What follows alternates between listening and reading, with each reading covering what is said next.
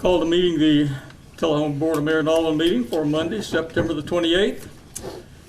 Good evening, everyone. This evening we have a public hearing on ordinance number 1544, an ordinance to amend the zoning map of the city of Tullahoma as set forth in the municipal code, which is ordinance number 1392, to rezone approximately 6/10 of an acre, parcels number 713, 715, and 717 on East Lincoln Street, from C2 general commercial district to district R3 for high density residential district. Is there anyone in the public that would like to speak at the public hearing? If so, you'll be given 2 minutes. Please come forward, state your name and address. Hearing none, we will go directly into the regular meeting of the board. First, we'll have a roll call. Mayor Miller? I'm here. Alderman Amaker? Here. Alderman Berry? Here.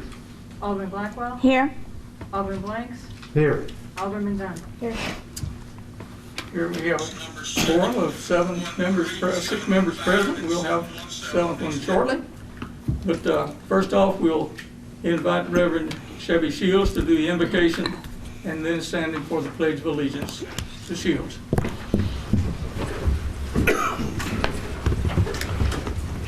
Mr. Mayor, I am not Reverend Shields, but We're glad to have you this evening. she was not able to be here, and she asked if I would offer this invocation in her place. Pastor Wiggett, you're welcome. Let us pray. Loving God, we give you thanks for the creation of this day. We thank you for the opportunity to come and together and to enjoy the work of our community. We ask your blessings upon all those gathered here, upon our mayor, our city council, upon all of our first responders and those who work so diligently to keep us safe. We ask that you would watch over us through this time of this meeting, guide and direct as only you can. And this we lift up and pray in Christ's name. Amen. Amen. Please join me in the pledge to the flag. I pledge allegiance to the flag of the United States of America and to the republic for which it stands, one nation under God, indivisible, with liberty and justice for all. Thank you, Reverend Wade.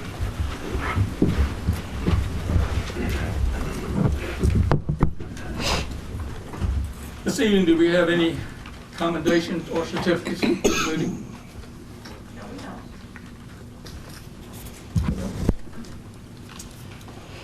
We do have some proclamations and awards.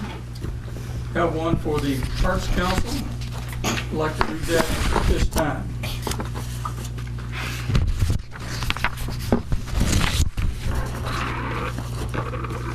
From the City of Tullahoma to the Arts Council and the Humanities Month for October 2020. Whereas the nation's 120,000 nonprofit arts organizations, the National Arts Endowment, and the National Endowment for the Humanities, the nation's 4,500 local arts agencies, and the Arts Humanities Councils of the 50 states and the 6 U.S. jurisdictions have regularly issued official proclamations on an annual basis designating October as National Arts and Humanities Month. Whereas the arts and humanities play a unique role in the lives of our families and our communities and the country, and whereas the cities and states, through their local and state art agencies and representing the thousands of cultural organizations, have celebrated the value and importance of culture in the lives of Americans and the health of thriving communities during the National Arts and Humanities Month for several years. Whereas the humanities help diverse communities across the United States explore their history and culture with the support and partnership of the National Endowment of the Humanities, the 55 state and territorial humanities council, and cultural, educational, and cultural institutions. Whereas the creative economy drives tourism and commerce, supports American workers, and makes up 4.5% of the annual GDP. Proposed federal legislation titled the Create Act 5.650 and H.R. 1519 and the Place Act 5.3232 would support economic development in the creative community. So now, therefore, be it resolved that I, Ray Norris, Mayor of Tullahoma, Tennessee, do hereby proclaim October as National Arts and Humanities Month in Tullahoma, and call upon our arts organization and community members to celebrate and promote the arts and culture in our nation, so specific and to specifically encourage the greater participation of our citizens in taking action and attending arts and humanities opportunities in our community. September 28, 2020. Representatives of the Arts Council and South Jackson Humanities, please come forward for the presentation.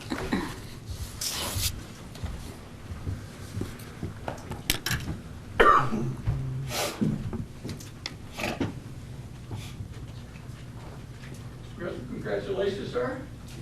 And you have your Arts Council. Yes. Arts Center. Arts Arts Center. Cottonwood County. Okay. Should y'all stand here? Flat, like you believe it's up? This is our student representative. Okay. All right, do y'all want to do mask off, mask on? If y'all, it won't be very long. All right, 1, 2, 3. 1, 2, 3. Excellent. And wait for air. Come see a little bit closer. There we go. 1, 2, 3. Perfect. Thank you very much. Thank you. Good luck with your art.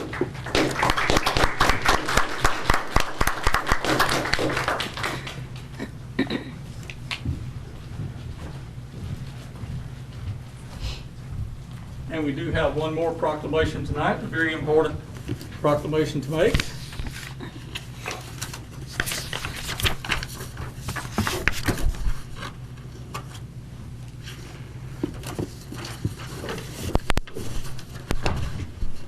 So this is Fire Prevention Week proclamation. We're glad to have our chief here tonight. So whereas the city of Tullahoma and the Tullahoma Fire Department is committed to ensuring safety and security of those living and visiting Tullahoma, and whereas fire is a serious public safety concern both locally and nationally, and homes are the locations where people are in greatest risk from fire. Whereas home fires killed more than 2,630 people in the United States in 2017, according to the National Fire Protection Association. And the fire departments in the United States responded to 357,000 home fires. That's a bunch. Whereas cooking is the leading cause of home fires in the United States, and whereas fire departments responded to more than 173,000 annually between 2013 and 2017, and whereas 2 of every 5 house fires start in the kitchen, and with 31% of these fires resulting from unattended cooking. So whereas children under the age of 5 are at higher risk of non-fire burns associated with cooking than being burned in a cooking fire. And whereas Tullahoma residents should stay in the kitchen when frying foods on the stovetop and keeping 3-foot kid-free zone around the cooking area, and keeping anything that can catch fire away from the stovetops. And whereas working smoke alarms cut the risk of dying in reported home fires in half.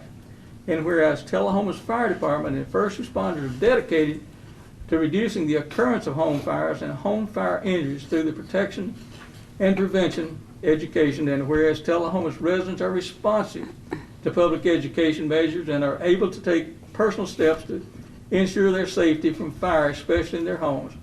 And whereas the 2020 Fire Prevention Week theme, Serve Up Fire Safety in the Kitchen. That's Serve Up Fire Safety in the Kitchen. Effectively serves to remind us to stay alert and use caution when cooking to reduce the fire in our kitchens. So therefore now I, Ray Norris, Mayor of the City of Tullahoma, do hereby proclaim October the 4th, 4 through 10, 2020 as Fire Prevention Week in Tullahoma. And I urge all citizens of Tullahoma by checking their kitchens for fire hazards and using safe cooking practices during Fire Prevention Week 2020, and to support the many public safety activities and efforts of the Tullahoma Fire Department and Emergency Services. Chief, you come fire, I'd like to present this to you, sir.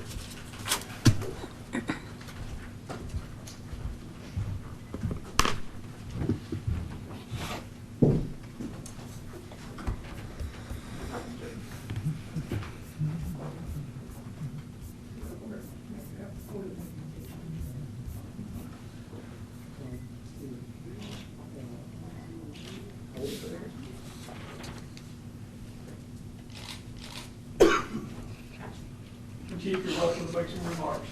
Okay, thank you, Mayor. Thank you, Mayor and Board, for recognizing this important time of the year. However, I will tell you that the Tullahoma Fire Department practices Fire Prevention Week all year long. We're always doing programs, installing smoke alarms, doing training, and we just appreciate the continued support of the board. And you know what the smoke alarm sound, what that sounds like, you know what that means. At my house, that means that supper's ready. But, you know, we also, is this is known, is it? Anyway, be real careful cooking. That's where the fires are happening now. It used to be that smoking was the #1 cause of house fires, but thank goodness that's gone away, but something else has risen to the top now, and it's cooking. So just be extra careful, and if you have any questions, just feel free to call the fire department. Our community risk lady, Miss Melissa Allen, will be glad to help you any way she can. Thank you, Chief, and congratulations on doing a great job for our community. Thank you, Mayor.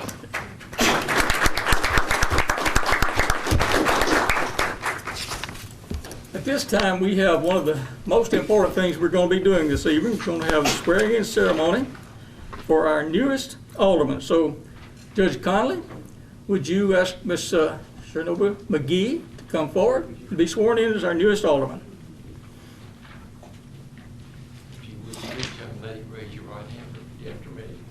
I, Chernobyl McGee, I, Chernobyl McGee, Alderman for the City of Tullahoma, Alderman for the City of Tullahoma, do affirm do affirm that I will faithfully, that I will faithfully, truly, truly, and impartially and impartially perform the duties of said office during my tenure during my tenure without fear, favor, or partiality, or partiality, to the best of my skill to the best of my skill and ability. and ability. So help me God. So help me God. Congratulations. Thank you. If you would sign.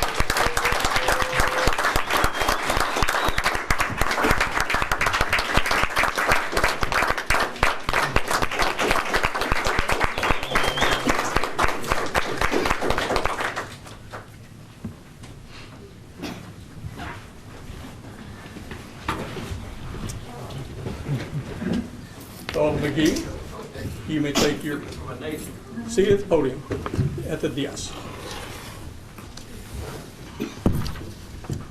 Thank you, Judge. And welcome. Thank you. You're welcome. Mayor, usually we all had a chance to address and do public comments after we were sworn in. Would you like to give that opportunity to Ms. McGee? We're going to get comments right now. It's next on the agenda. Okay, after the swearing-in ceremony, we will have our public comments from the citizens. Is there anyone in the audience who would like to address the board this evening? Hearing none, we'll move right into the agenda then. We'll go in now with our reports from members of the Board of Mayor and Aldermen. And let's do a reverse tonight, and we'll start over on this side with Alderman Blackwell. I feel like you did that because you know I always talk too much. Well, So, okay, couple things. Meetings that I have attended since our last one, the school board meeting. I wanted to let you all know that at the last school board meeting, Kim Usselton was voted in as the new chair of the school board. And one other point that I want to make is that they did vote to fund a new bus. One of them is past the life expectancy, essentially, and mileage that's allowable. So they did vote to do that. We had a planning commission meeting that we had. I didn't see anything from that exact meeting on this agenda, so but that happened as well. I received the bylaws, first draft of bylaws from Stacy Lynch. Thank you for the Diversity Council, so thank you to her. That's been sent to the people who were on that committee for their review. Let's see, we had the Domestic Violence Lethality Review Team meeting, and I'm excited to say that I've reached out to Dr. Stevens again this year, and we will be working with the school system to have that conversation that we had last year about healthy relationships with 7th graders. So looking forward to moving forward with that. Also, thank you to Kurt Glick for so much help with Jefferson Street Park updates. You know, a lot has happened over there, and you know, he gave me a call today to tell me that we are have a very lovely anonymous donor who is going to, I guess, fill the cracks and seal the courts for free in the spring. So that makes us have some more money to do some other stuff with. So thank you so much for all the work that he's been putting into that. Another thing I was going to say is that on October 8th will be my next Coffee and Conversations that I will be hosting. It's probably going to be at, I'm hoping, Camino Real. It's going to be from 3 to 5, October 8th. And the last thing I had was I wanted to make sure and see if it was feasible for me to change my vote at the last meeting to reflect that my support for Cernovia. Alderman McKee. I object. We'll bring that up in the Minutes. review the minutes. Great. Sure. Alderman Dunn. So I attended my last Housing Authority meeting a couple of weeks ago, and things are still tip-top over there. They're usually keeping things really nicely done. I think they were something at 97% capacity already, so they're doing really well. We have our next Go Green meeting is on October 5th. It's going to be next Monday at 5 o'clock. Anybody is welcome to attend. It'll be here in this room. And we're going to be discussing several things. The number one is our new watershed plan that our engineer and Butch Taylor put together, and it's pretty exciting. Now we've been trying to figure out the best ways to deal with our stormwater, and now we have an actual map to do it with. So lots of thanks to both Jim and Butch for putting that together. Okay. Mayor Pro Tem Lawrence. Thank you, Alderman Norris. Since our last meeting, I had an Arts Council Zoom meeting last Thursday night, and a lot of discussion. We have two seats vacant there, so if anybody's interested in being on the Arts Council and is interested in art in this community, please go on our website. You should be able to download that and turn that in. We'd love for you to help us. Had a Doug Ferber meeting last Wednesday night, and Normandy has plenty of water in it. We're selling water. It's good water. It's like voted the best water in Kentucky and Tennessee numerous times. So we have pretty good water. Also had a light tube meeting last week. Everything's going well there. We're like plus 14 on new sign-ups on light tube. So I think we're nearly to the 4,100 sign up on light tube. So everything's going well there. One thing that I would like to bring, to the board and to the public, our COVID numbers in the Coffee County are trending upward. Last Friday we had 44 new cases. That's the most we've had. If you look at the graph, and this is published data from the Tennessee Department of Health, the graph is going up. Today, I think this was published at 2 o'clock, we had 21 cases today. So, this ain't going away, boys and girls. We need to take it serious.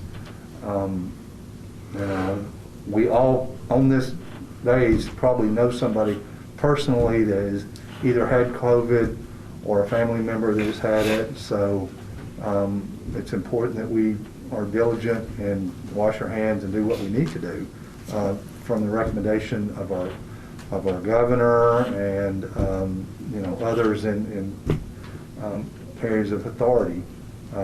So I would encourage you to wear a mask and do what you need to do. I know some of you don't necessarily believe in that, but, even if it's not true, put yourself aside and think of other people, because, we have, 13 or 14 deaths in this county. It can get you, especially if you're at risk.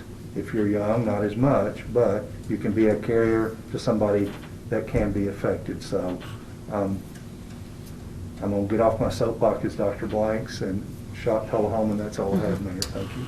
Thank you, Dr. Blanks. Good report. Bad data, but good report from you.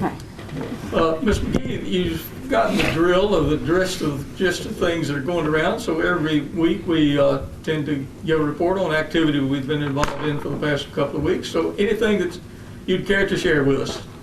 I have not been involved yet. I wanted to wait until after my swearing in, but my goal is I would like to be the voice for those communities who feel like they don't have a voice, to bridge that gap, because I want them to know that their concerns are just as important as everyone else's concerns. They make up this great city of Tullahoma, so I want them to feel comfortable bringing the concerns to the board. And also, once we get through this COVID, I want them to feel comfortable with coming to the city meetings, because making a presence is very powerful. So that's my first goal. Your goals are commensurate with the entire board, so thank you for them. Alderman Berry.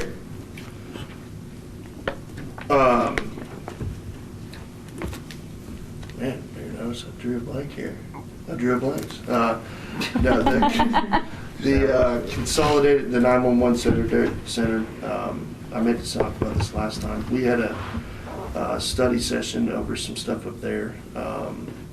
There's a lot going on at our comm center and 911. And I think that it's one of the more important organizations in our county, as it can directly affect every single person in our county and surrounding areas. I encourage people to learn more about what is going on there. We are going to start meeting. We have been meeting only on even number months, starting in October. Because of a lot of things going on, we're going to start doing more study sessions and meeting monthly, because there's some big things coming and changes needed.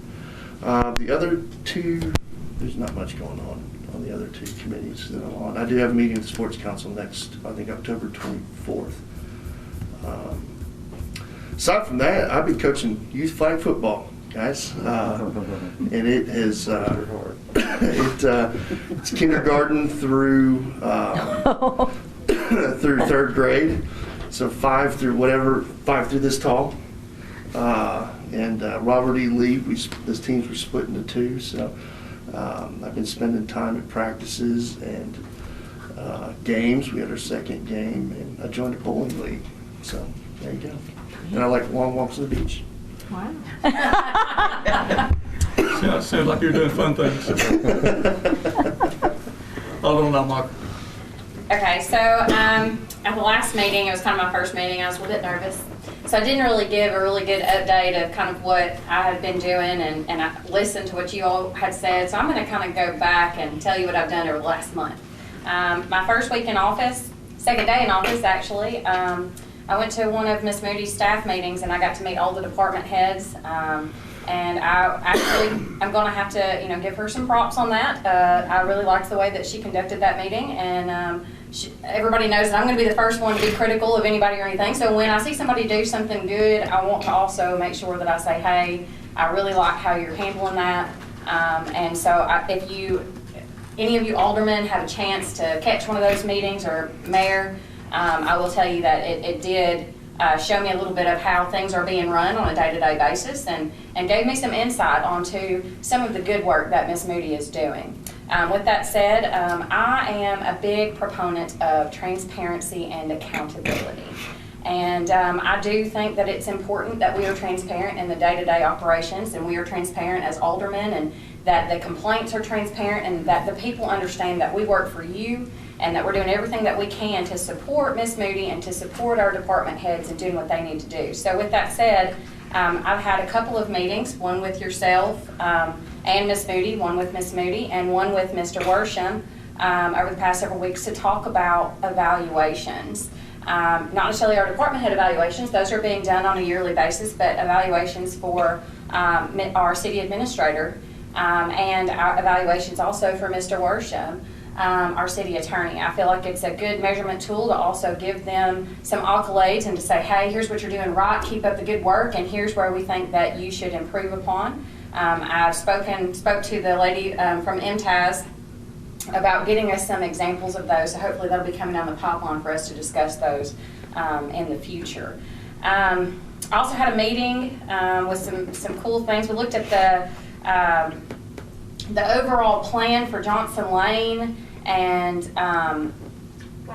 Wagner, thank you, with Mr. Glick and J.P. Kraft and citizen Jerry Harris, who has brought an idea about some really cool things to do out there. And I'm not sure if it's quite the time to express that, exactly what that is, but I learned a lot at that meeting about some of the plans and how those are being developed, and was very impressed.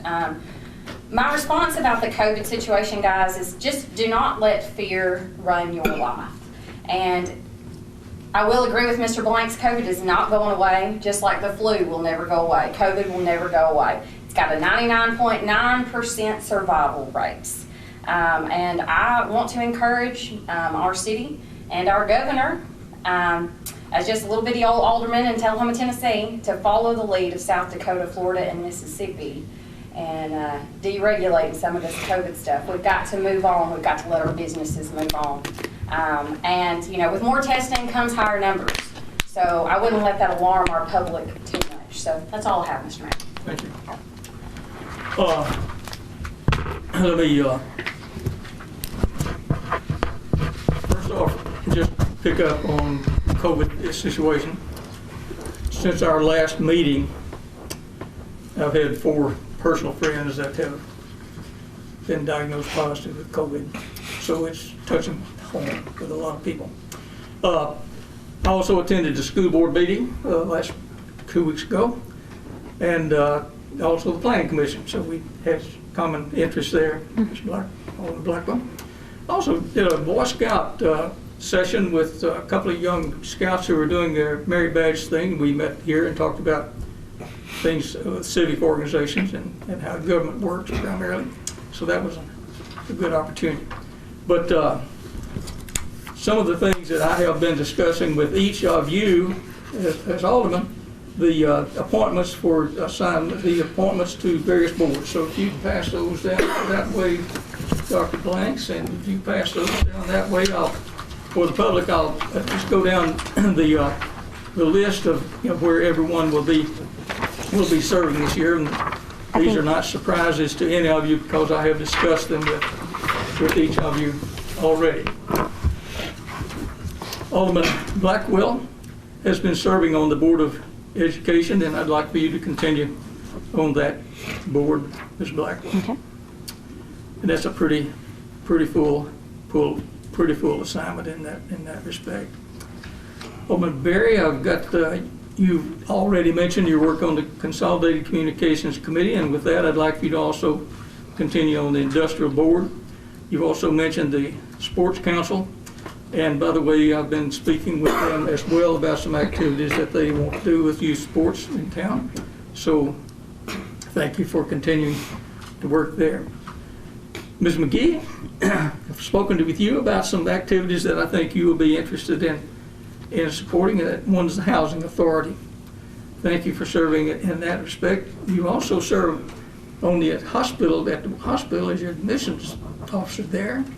And I think you could add something to our Tullahoma Industrial Board because that's an important ingredient of our of our Tullahoma Economic Development community is the hospital. And going along with the Tullahoma Industrial Board, there is well, first off, I'm assigning you to the Tullahoma Area Economic Development Commission. Okay. And associated with that board is the Tullahoma Industrial Board. That's a relatively inactive board. They're holding some bonds that we currently have, so you'll be on those. Ms. Almacher, you have expressed an interest in some things that have to do with tourism, and I think that you're off to a good start there, and thank you for taking it down. That's a good job that you've gotten started there. So with that, I'd like you to continue with the Tourism Council and also serve on the Tree Board. If you'd serve there, I'd be greatly appreciative. Alderman Dunn, you've expressed an interest in the Downtown Council, and you are already working with Go Green Tullahoma. I'd like for you to continue on those boards. Dr. Blanks, you're currently serving on the Tullahoma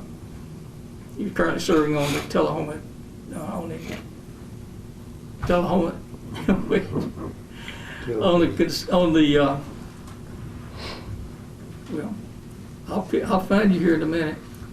Tullahoma Utilities Authority. That's it. Would you like to continue there? Yes, sir. We'd like for you to continue there. Continue to serve. You're also serving on the Arts Council. You've already mentioned that tonight. I'd like for you to continue there if you would, please. And on the Airport Authority, I have been there on the Airport Authority for some time and am very active in the activities associated with the board, with the air park particularly. So I'll be continuing on the airport, and will be representing the mayor's office on the Planning Commission. So those will be the activities that we're all working on. We've already elected Alderman Blackwood to serve on the Planning Commission as a member from the commission from the Board of Mayor and Aldermen. So that fills the slot for the mayor's appointments. So I know everyone will be bringing reports back from those meetings, and let me tell you that how much I appreciate the work that you do on these respective committees. This time we'll have a report from our city attorney. Attorney Worsham. Thank you. As you all heard, we're continuing to work on the delinquent property tax suit issues. We have a number of properties, I can't remember the number, about 100 of them. We're going back to 2013 and moving forward with those matters. We have all of the service papers ready to be served with process after they're processed by the clerk of master here in Coffee County. We've already taken care of the Franklin County properties, and they've been served. We anticipate it'll be another month before she can issue all those, and then we've made arrangements to have a process server to serve those at a very reduced cost to the city. And I think it'll save the city a good deal of money. We don't know when the sale will be held yet, but I've been talking with the county tax attorney about that. We're working with them on some title searches and things like that to try to work hand in glove to minimize the amount of time that we both have to spend and not duplicate efforts. In addition to that, I'm working on the memorandum of understanding with the Markham family and the contractors who are building our new police station, the Markhams allowing us to utilize their property across the street for parking, and the trailer there that the contractors are using. We're going to have a memorandum of understanding. Ms. Moody's made those arrangements. We and the contractors have agreed to bear the cost of the property taxes on that property for the owners of the property, which is a very, very good bargain for us to be able to utilize that property for as long as we are. In addition to that, I'm just going to make a comment about the code thing. Do you think maybe we could have some hand sanitizers maybe in here in the room? We've got some that are good.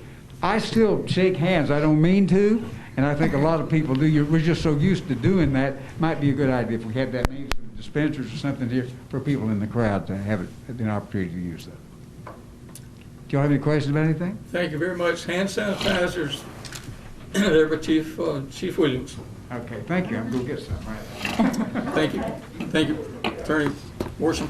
Report from our city administrator, Ms. Moody. Yes.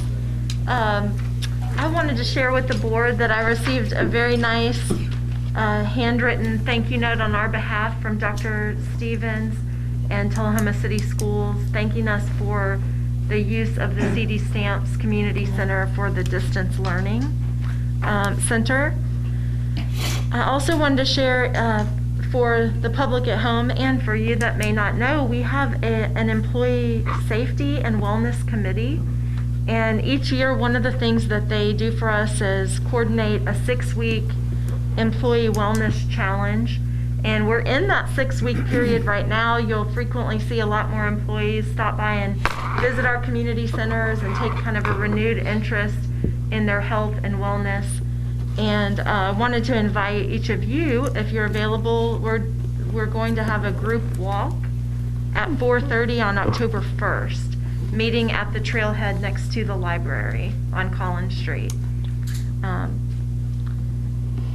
This past Friday, Winston Brooks and I gave a presentation to the Noon Rotary Club, and I wanted to share, again, for the public's benefit, one of the items that we were able to share with the Rotary Club.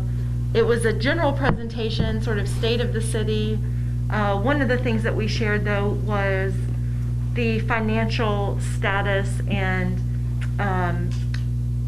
soundness of our city. And just reminding everyone, we are a AA2 rated community by Moody's. We have had excellent financial leadership, over 20 years of excellence in financial reporting and distinguished budget awards from the Government Finance Officers Association. And then we also shared that in response to COVID, very early, back in February, March of this year, we took some quick actions to protect the city's budget and the city's reserves. And I think you'll remember that when we started planning for the current year budget year, which starts July 1, we talked a lot about making sure that we ended the fiscal year 2020 without a large use of reserves, because we didn't know what was coming. We didn't know how long a recession may impact Tullahoma. And we wanted to make sure that we had sufficient reserves for this calendar year. We have been so fortunate in Tullahoma that we have continued to have year-over-year growth in sales tax every single month. And as you'll see in the financial report that was in this evening's packet, not only did we close the fiscal year 2020 without a use of reserves, we added $330,000 to our reserves. And so that is what allows us this year to continue to bring forward capital projects and paving like we're going to see tonight, and purchases of equipment for our departments. And so I just wanted to brag on the very strong financial guidance that we get from our finance director, Sue Wilson, and her staff, and thank all of you for your leadership, and thank the leadership team for the sacrifices that they made that are certainly carrying us through a very strong financial position, something that many are not having at this time. So very proud of them. And then I will share a couple more things. We recently, the police department offered positions to 5 new police officers, and they will be starting with our department over the next 3 weeks. We also, beginning on Monday, September 21st, our patrol officers transition to 12-hour shifts. That's something that it's been asked for within the department, I would say, for many years, and it's something that puts us in a competitive position compared with all of the law enforcement agencies in this region, because we were really standing alone as the only law enforcement agency not on 12-hour shift schedule. We're hoping it will help us certainly with more recruitment. And then I will mention to you, for Tullahoma, unemployment statistics recently came out, and back in April we had a peak of unemployment at 19.8%. Just within a few short months, in August, the numbers released were at 7% unemployment. So you can see that we've recovered really quickly. And then last, I will just share that I was recently elected to the Tullahoma Arts Council board and will be participating in my first board meeting this Friday. And just want to share with the public in terms of any conflict of interest. It's the nonprofit agencies are the one part of our budget that I do not have discretion or do not make a recommendation on. So I just wanted to share that I feel like that's important that you all and the citizens know there's not a conflict of interest for me serving on that board. Okay, thank you. That's all that I have. Thank you, Ms. Moody, and to recognize Ms. Wilson, she's doing double duty as our city recorder tonight. Thank you, Ms. Wilson. Yes. Lady of many talents. Okay, we'll go into the consent agenda now. And the first is, as we hear every week, we are obliged to make this acknowledgement that all matters listed on the consent agenda are considered to be routine. It'll be enacted by one motion. There'll be no separate discussion of these items unless a board member or a citizen so requests, and in which case the item will be removed from the consent agenda and be considered separate. During the portion of the meeting reserved for comments from citizens, as shown on the agenda, a citizen may request that the board remove that item from the consent agenda so the discussion may be held on that item. Before we take the motion on that consent agenda, let me acknowledge that Alderman Blackwell has requested that her vote for the Alderman position last meeting be changed. Is there any objection to Alderman Blackwell voting in the affirmative for that Alderman vote? I object. You object? Then we will take that motion. We will take the consent agenda from the minutes from the consent agenda, and we will have that as a separate item to be voted on in new business. Okay, with the removal of the item number 2090, we will consider the rest of the items. Item number 2091 is the financial report for June. Item 2092 is to accept a Tennessee Highway State Safety Grant of $15,000 for the Tullahoma Department and to authorize the mayor to sign the related grant documents. 2093 is to ratify approval of a TDOT roadway maintenance project in the amount of $115,000 under statewide contract with Tinsley Asphalt LLC to repair and remove the repaved sections of highways in the city of Tullahoma. That was at State Route 130 and State Route 55. Item number 2094 is to accept the mayor's reappointment of Mr. Mylon Hill Jr. to the board Tullahoma Housing Authority for a 5-year term ending October 31st, 2025. Mr. Hill has consented to continue in that position. He's chairman of that board. Item number 2095, to approve the appointment of Mr. David Bond and Mr. Eugene London Jr. to the board of Tullahoma Area Economic Development Corporation for a 6-year term ending July 26, 2026. That also those two gentlemen have consented to continue their appointment on that board. So I'll accept an appointment to approve the consent agenda with the removal of item 2091. Motion approved. Second. A motion from Dr. Blanks to approve, seconded by Alderman Blackwell. All in favor? Aye.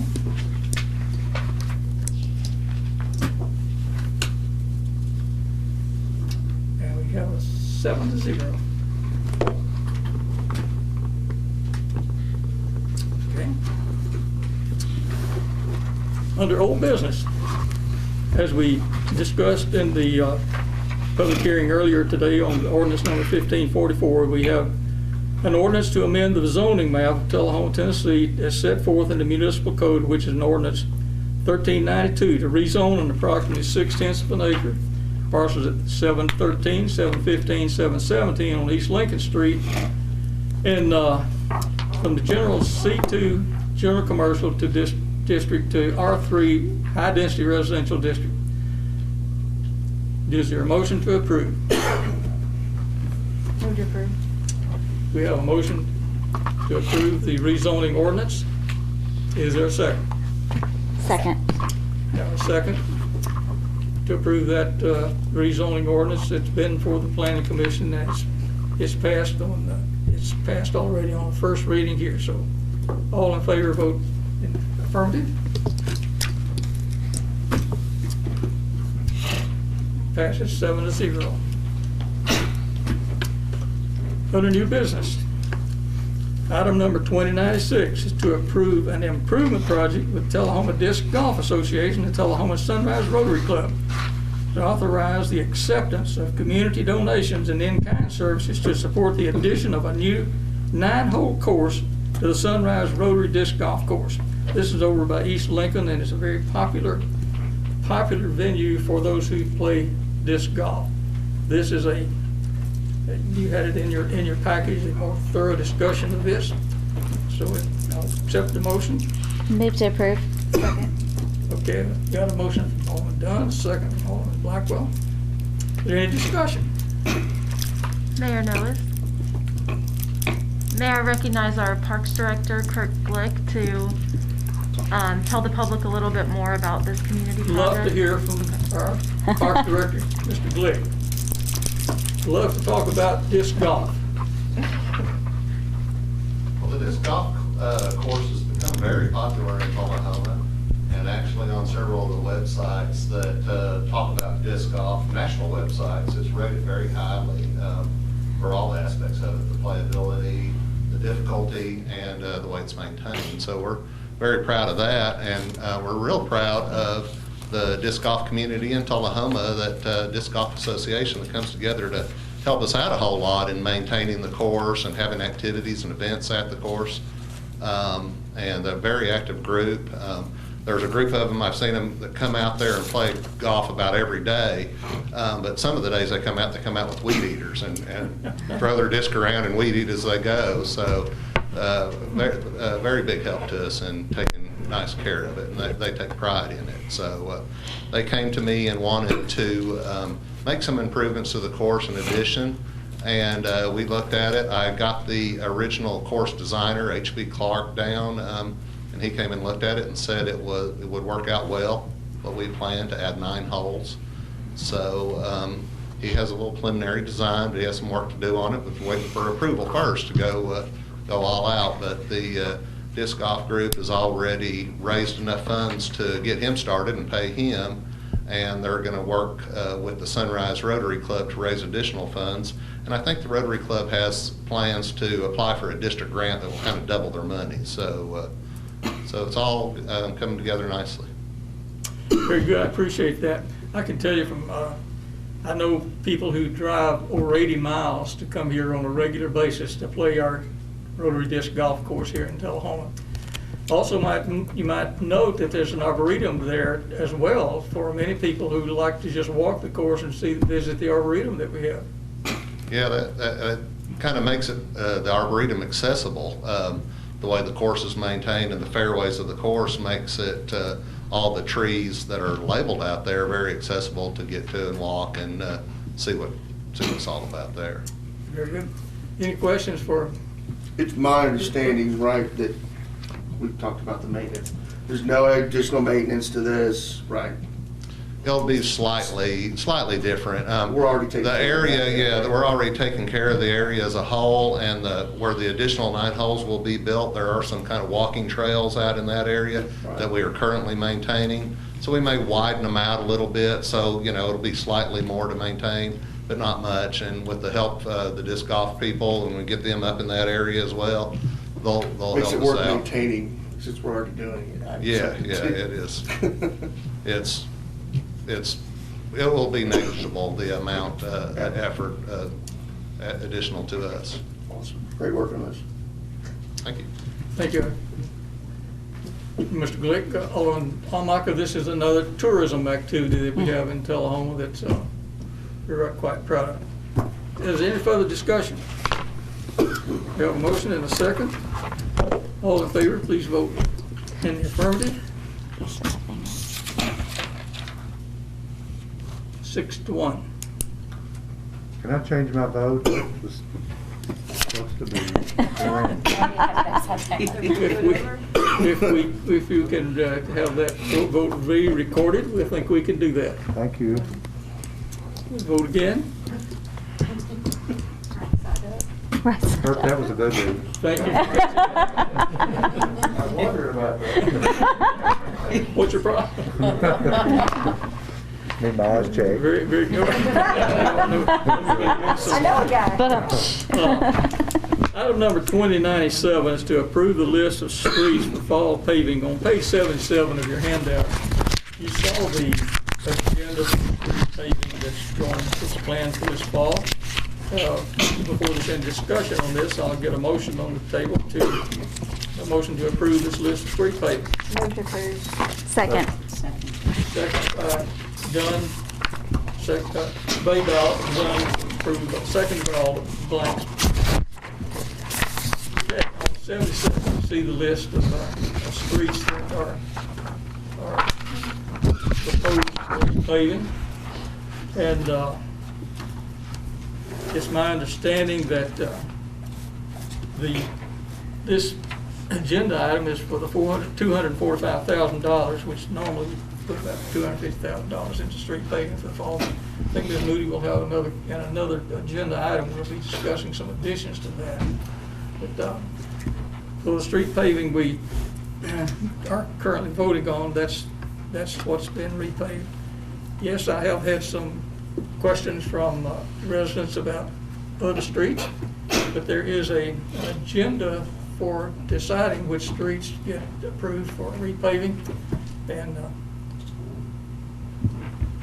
Mr. Taylor, would you care to address that process?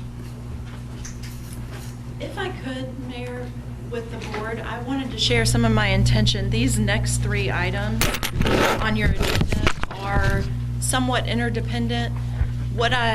In putting them in this order, what I imagined you may want to do is consider approval of the annual paving list with the $250,000 that we already have budgeted. And then with the next item, I imagine discussing that governor's grant money, one-time use of money. That's where you might want to discuss additional funding for more paving. But they're linked, and so I just wanted to mention that to you. And then tonight, we have a PowerPoint to share with you. I shared it with you in advance, so I know you've had an opportunity to see it. But I thought for the public, many of them, we have our routes that we travel regularly, and we don't often wander off into other neighborhoods and onto other streets. And I think it would be helpful if they see some of this PowerPoint and see some of the criteria that we look at when we rank streets, and some of the condition of the roads in other parts of Tullahoma and why these are high-ranking streets. So I don't imagine us taking a lot of time, but it would be nice to go through the list of what we've recommended. Okay, Mr. Taylor, would you care to do that for us? Yes. As you can see on Ms. Moody's layout there, we have the first, if you look at that, there's probably 6 streets. There's probably 16 plus or minus segments. 18 roadway sections on these 6 streets. Yeah, so $250,000, it's not like a lot of money, but it's not a lot of money.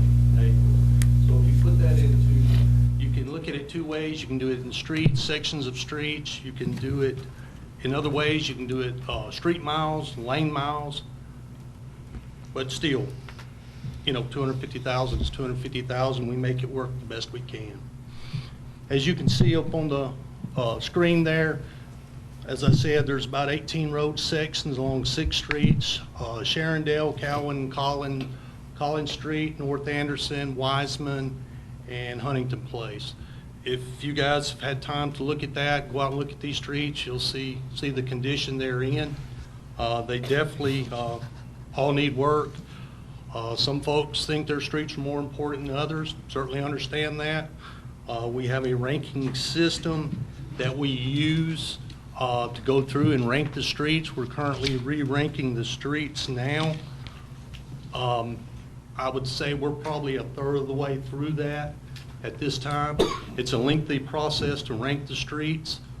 I'll give you a for instance. The best time to look at streets is after rain and the road starts to dry. You can see the conditions. If you're riding the street, it seems smooth, but after you see it dry, you see the cracks, imperfections, delaminations, corrugations, you see all of those. So we try to look at those on rainy days. We try to re-rank the streets, as I said, for about every 3 to 4 years. If you constantly try to rank streets every year, you're constantly ranking them, and people on that list keep wondering why they're getting bumped off the list. So it, as you can see, I mean, go ahead. I'm sorry. I'll just intercede here. I know one of the aldermen had asked for a little more detail about the criteria. So if I can, I want to pass this out. This is a copy of the attachments from last year's annual paving.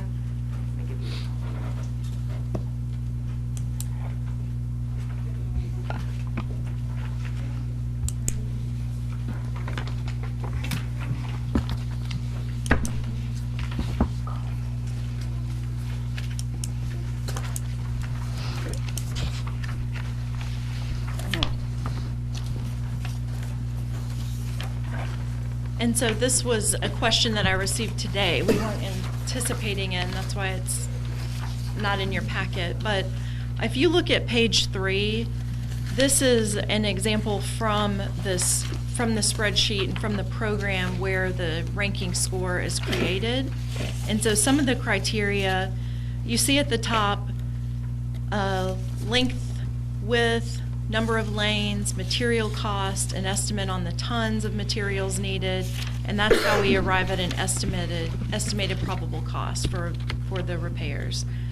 Then if you look below that, these are the criteria that we look at for the condition of the roadway. So patching, potholes, any rutting, the overall roughness or unevenness of the road, traffic volume, and it's ranked by the classification of the street. So that tells us how many citizens are regularly driving that road, drainage, alligatoring or cracking, other types of cracking along edges. And I'm sure Mr. Taylor will have to tell you more about the weighting of these criteria. I do know that very often when I've looked at roads, let's say I'll be inside of a neighborhood driving a more residential street that may have worse alligatoring or obvious patching or rutting, and then I'll wonder, well, why is their score so far down the list? And a lot of times I've noticed that it's traffic volume. So, you know, something like Cedar Lane, or I think in this past week, Mayor Noes asked me about West Lincoln Street. It may not appear as bad as some of our more neighborhood streets, but I think other factors are causing it to have a higher score. And that makes sense. More of our citizens are driving on those high traffic volume streets, and they rank a little bit higher. You have anything you want to add? No, there is, Wayne Limbaugh, myself, and Scott St. John, several years back, we kind of developed this ranking system, I guess some way the activity out of it, I guess. And you go out there, you look at the street. Sometimes you have to go up and down that street 3 or 4 times to get the full feel of the street. But we did this thing, we put it together, we thought it was the most fair way to do it. And you put the numbers in, or you put the boxes, you just tick a box. And once at the end you get through, there's about 4 sheets to this actual program that Wayne created. And anybody that's an Excel expert can get into the if statements and all that. Wayne took a long time putting this thing together. And what we do, we go in the formula, we just tick a box. If patching and potholes, if it's a high number, we just put a box. We put an X in that box. At the end, it scores it. We look at the end. In this case, this particular street was 580. So all those boxes together with the weighted scores of, like Ms. Moody said, traffic volume, percentage of how much alligatoring, sprawling, delamination, all those factors play into that, and at the end, that number kicks out. It's not a number that I put in or my staff puts in. That number is kicked out by us ticking the box. Yes, and then I shared with you that if you look at page 4, for instance, I shared with you that the rankings They are very time consuming. They take many months for them to drive all of the streets, enter this information into their database, and come out with the rankings. And so we only do that about every 2 years. We're still working, the recommendations tonight are still working off of the same rankings that you were making decisions on last year. So I just am providing this again so that you can see, if you remember last year, it does seem like 600 is about the highest score that we see. Last year we looked at Cedar Lane, and if we had repaved Cedar Lane, we had about $450,000 last year to do paving. It would have taken the entire budget. And so we made a decision to recommend patching of Cedar Lane, defer repavement until the next time that the city borrows money, and that's what we've done. We've repaired it and patched it. What that allowed us to do is use that $450,000 on the neighborhood streets that are in that next block, the scores in the 560 range. And now this year, if you look right below that, most of the streets that we're recommending this year are in that next tier, because we completed these other streets in spring of 2020. There are other things that play in, excuse me, factors. The weather, the rain, the rainy season we've had. We don't know what this winter will bring. Some of these roads that, I'm not sure, one of the board members said, this was probably a month ago, about the actual pavement is moving underneath. That is correct. I mean, you see that out there. A lot of those we may have to go in and dig up and build those back from the base up. So there's a lot of factors. The freeze thaw, it all has a factor in it. If we, like I said, you could do this and rank the streets every year. It's a lengthy, time-consuming process. But again, every year the weather can play a part in changing the condition of the road. Yeah, and so as he said, he's been working for about 2 months now on starting. They've spent about 2 months re-ranking some streets, and they'll continue for several more months finishing out re-ranking, so that by spring we'll have a new list and new recommendations, a fresh look at it. That is the hopes, of have everything at least ready for the spring. If there's money there available, great. If not, going into our next fiscal budget, we'll have all those streets re-ranked and everything can be seen from that standpoint, work our way down the list. Thank you, Mr. Taylor. Alderman, have any questions for Mr.? Yes, ma'am. I had one question, and I was the one who asked Ms. Moody this question earlier, and the reason why is that I remembered from last year the system, and my question was, is there a way to ensure, so one of the things that I look at when I'm looking at the street, this page 3, so, is that there's no, like, yes, this has been, like, there's no indicator of when the last time it was paved, if that makes sense. So is there a way to... You're correct, and that's something we're starting to do now is keep up with the dates the streets were paved and kind of get a judgment going forward of how long the streets are lasting. Are they lasting particularly longer in this area or that area? And that tells a little bit about movement patterns of what's going on in the city. So we haven't done that in the past, but we're starting to keep up with it. Yeah, that would be a good practice. I will share generally an overlay is going to last about 5 to 7 years, Okay. and a milling and repaving should last us 20 to 25 years. And my question was, is if we're using this this specific, for lack of actuarial equation type thing, right? So, are there going to be places that have not been touched in a long time because they're getting bumped back down? And I worry that that's something that our citizens... That can happen, as I said, if you start doing this, trying to rank them every 3 years instead of 3, maybe even 5 years, that can happen due to weather conditions. Things can happen, can cause streets to get bumped down the list. So, Go ahead, is there a way, I think that's a very good point, is there a way to add that into part of the equation as how long it's been since? I think that would be a very good tool. It wouldn't be me, but it would be somebody that understands the spreadsheet, because like I said, Mr. Limbaugh created this. I only help with, I guess, the technical parts of how to calculate asphalt and all that. Mr. Limbaugh spent a lot of time putting those weights in there, but if anybody that is. Yeah, I think all it would be is another criteria. Just like you said, you've got to put in something for age of roadway. And if it exceeds a certain number, we could decide 20 years, 25 years. Like it's a higher rank. Then it's than- automatically in the list. Yeah, a higher Because, rank for that, and then, 10 years would be one score, 5 years another score. And yeah. to add a little bit to that, prior to 1995, 97, I'm going back a ways, our streets did not have what we call a base binder underneath. They were just gravel and asphalt put over the top. Since the mid-90s, somewhere in there, we changed that to what we call a 8-2, 1.5. It's 8 inches of base stone, 2 inches of base binder, and 1.5 inches of topping, which has helped. But a lot of these subdivisions, older subdivisions, and So it's lasting longer, Yep. is what you're telling so me. Okay. yeah, Okay. I mean, we changed that, but we still have a lot of streets that were built Sure. under that. Sure. So those are coming to show up now. You only do what you can do. Okay, any further questions for Mr. Taylor? Now we have a motion, and a second, and ask for all in favor to vote in the affirmative. Can we restate, so we're, Do you want me to take a We're minute and go only through the voting streets, or do now we on not the, want to do that?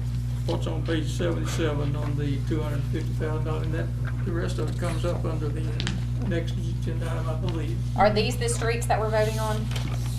These? Yes, the 18 segments of these 6 roads. Are we going through the PowerPoint still? $250,000. are there still more on the PowerPoint? There's more if you want me to run through Can those we pretty finish? quickly. Yeah, do it real quick. Okay. Like to? So Wiseman Road, As you can see on Wiseman Road there, it ranks high. If you see all sorts of these items that's on this, that gets weighted.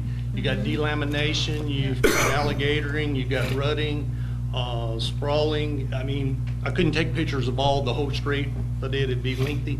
But you've got this condition on all, that whole street. and then Cowan Lane. Cowan, as you can see in the background, that's some of the paving we did last year. And I guess you tell me when I'm getting too long here.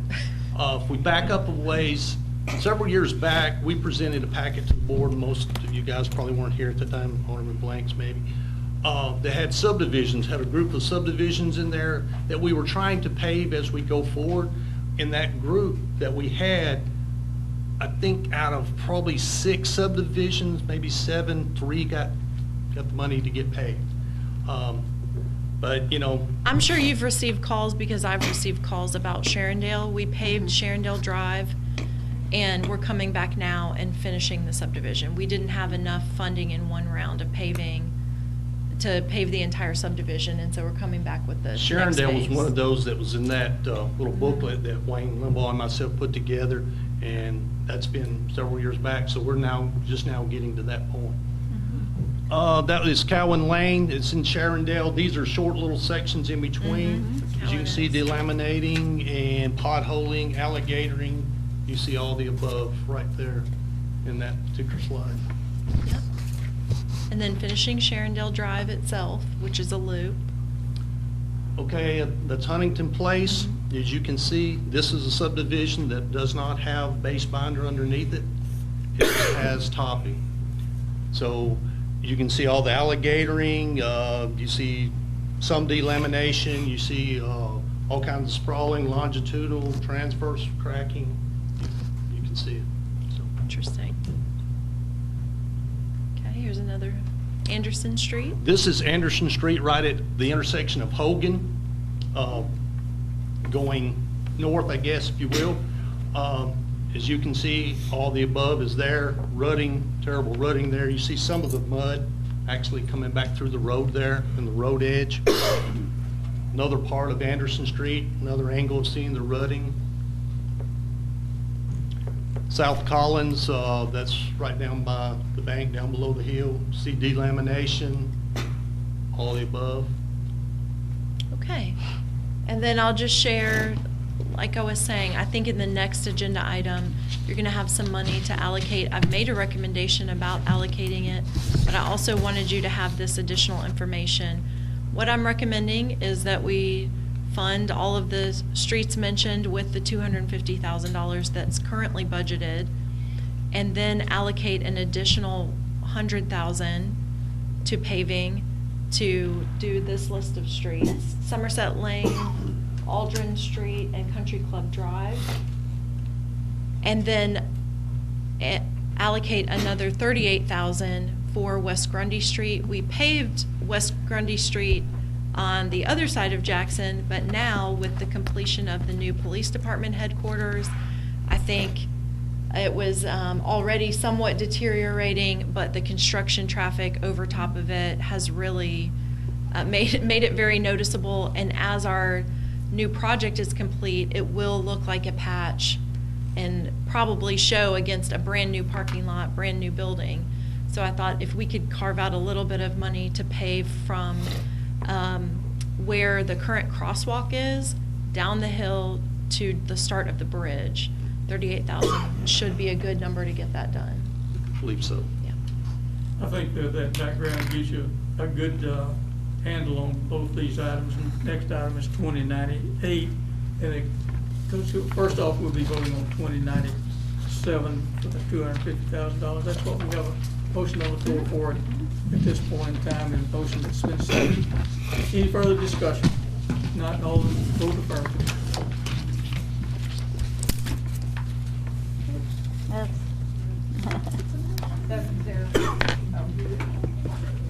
Oh, you know. I can see it. She can see it. Okay, and next is the 2098, which is, we will also now get a motion on the table for the approval of the allocation of the governor's local government support grant funds in the amount of $457,466 to support one-time projects and expenditures for FY 2021. We first get a motion on the floor. Move to approve. Motion to approve from Alderman Dunn. Second from Alderman Blanks. And I'll defer to Ms. Moody for further discussion on the allocation of those funds. I'll just ask, does anyone have any questions? I just had one question, and that was, I think I emailed it to you regarding, just because when I put it out there to people that this was what we were voting on, the question around Cedar Lane and sidewalks, and whether, and I was like, I know that that's moving forward, but I can't remember where we were at, and I wanted to just get that clarification as to why it's not on this list. Yes, so the city has surface transportation dollars that come to us from the state, and that is when citizens pay their gas tax, portions of that are allocated back to us for road projects.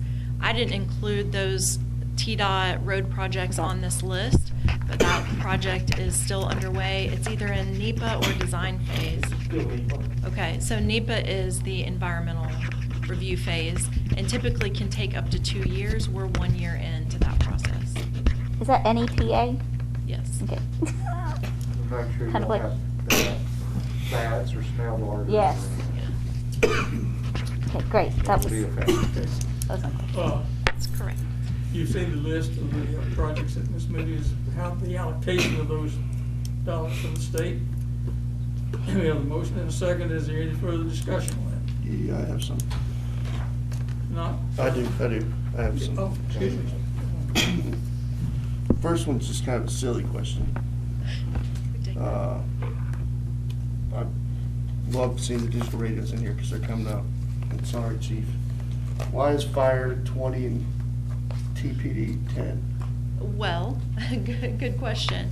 So when the radio purchases were presented to me, and Chief Shastine, our fire department, I think is very good about us being judicious and thinking about our limited resources, he'll often ask me for a multi-year plan. He'll say, you know, I know we need to replace radios, but rather than ask for every radio to be funded in 1 year, he'll spread it over 3 years. That's what we did, and that was the plan. However, when Chief Williams was hired, he found additional, I don't know if you used your drug fund money, you did. So he found additional money in the drug fund and purchased year 1 and year 2 last year in radios. So he's off to a better start, I guess you could say. That wasn't saying one needed more than the other. I just wondered Yeah. why. cameras, what kind of cameras are these? Like snap cameras, No. body cams? Body cams. Okay. Yes, we would like to have body cameras on our Absolutely. police officers, on our animal control officers, and on our building inspectors. Awesome. And I can say more if you want me to, but One last, I personally would rather see us throw in that extra $200,000 for, or as close as we can get. I would rather spend more money on roads than taking the 150 that we've already. And I understand that that would let us use that money from something else, but rather than, this is kind of like bonus money. We need roads. And being full disclosure, I know that one of these roads is terrible. And I almost thought sending a bill to the city because I've hit it and blocked my tire and bent my wheel on one of the things in there. But those are the Lincoln, West Lincoln, and the Linda Lane in that area, which I see on this list. Basin Shore. I would rather see us pull back some of that 150 and put it towards roads. right. So that would take an additional $100,000. That was something I explained, I think if you saw your email today, the option that says additional 200,000, that's assuming you approve the 100,000 list and had an additional 100,000 to do Linda Lane and those other streets. So I would One of the propose- options, which on the list of recommended projects, would you recommend foregoing the Avoca Road Riley Creek project, or are you proposing you're saying use I all would of say let's the, take 100 from the garbage truck replacement and leave that at 50. I wouldn't want to touch the No. Avoca Road, Riley Creek. Okay. And I realize that that would take away from some of these other, a lot of these other projects on the other page. But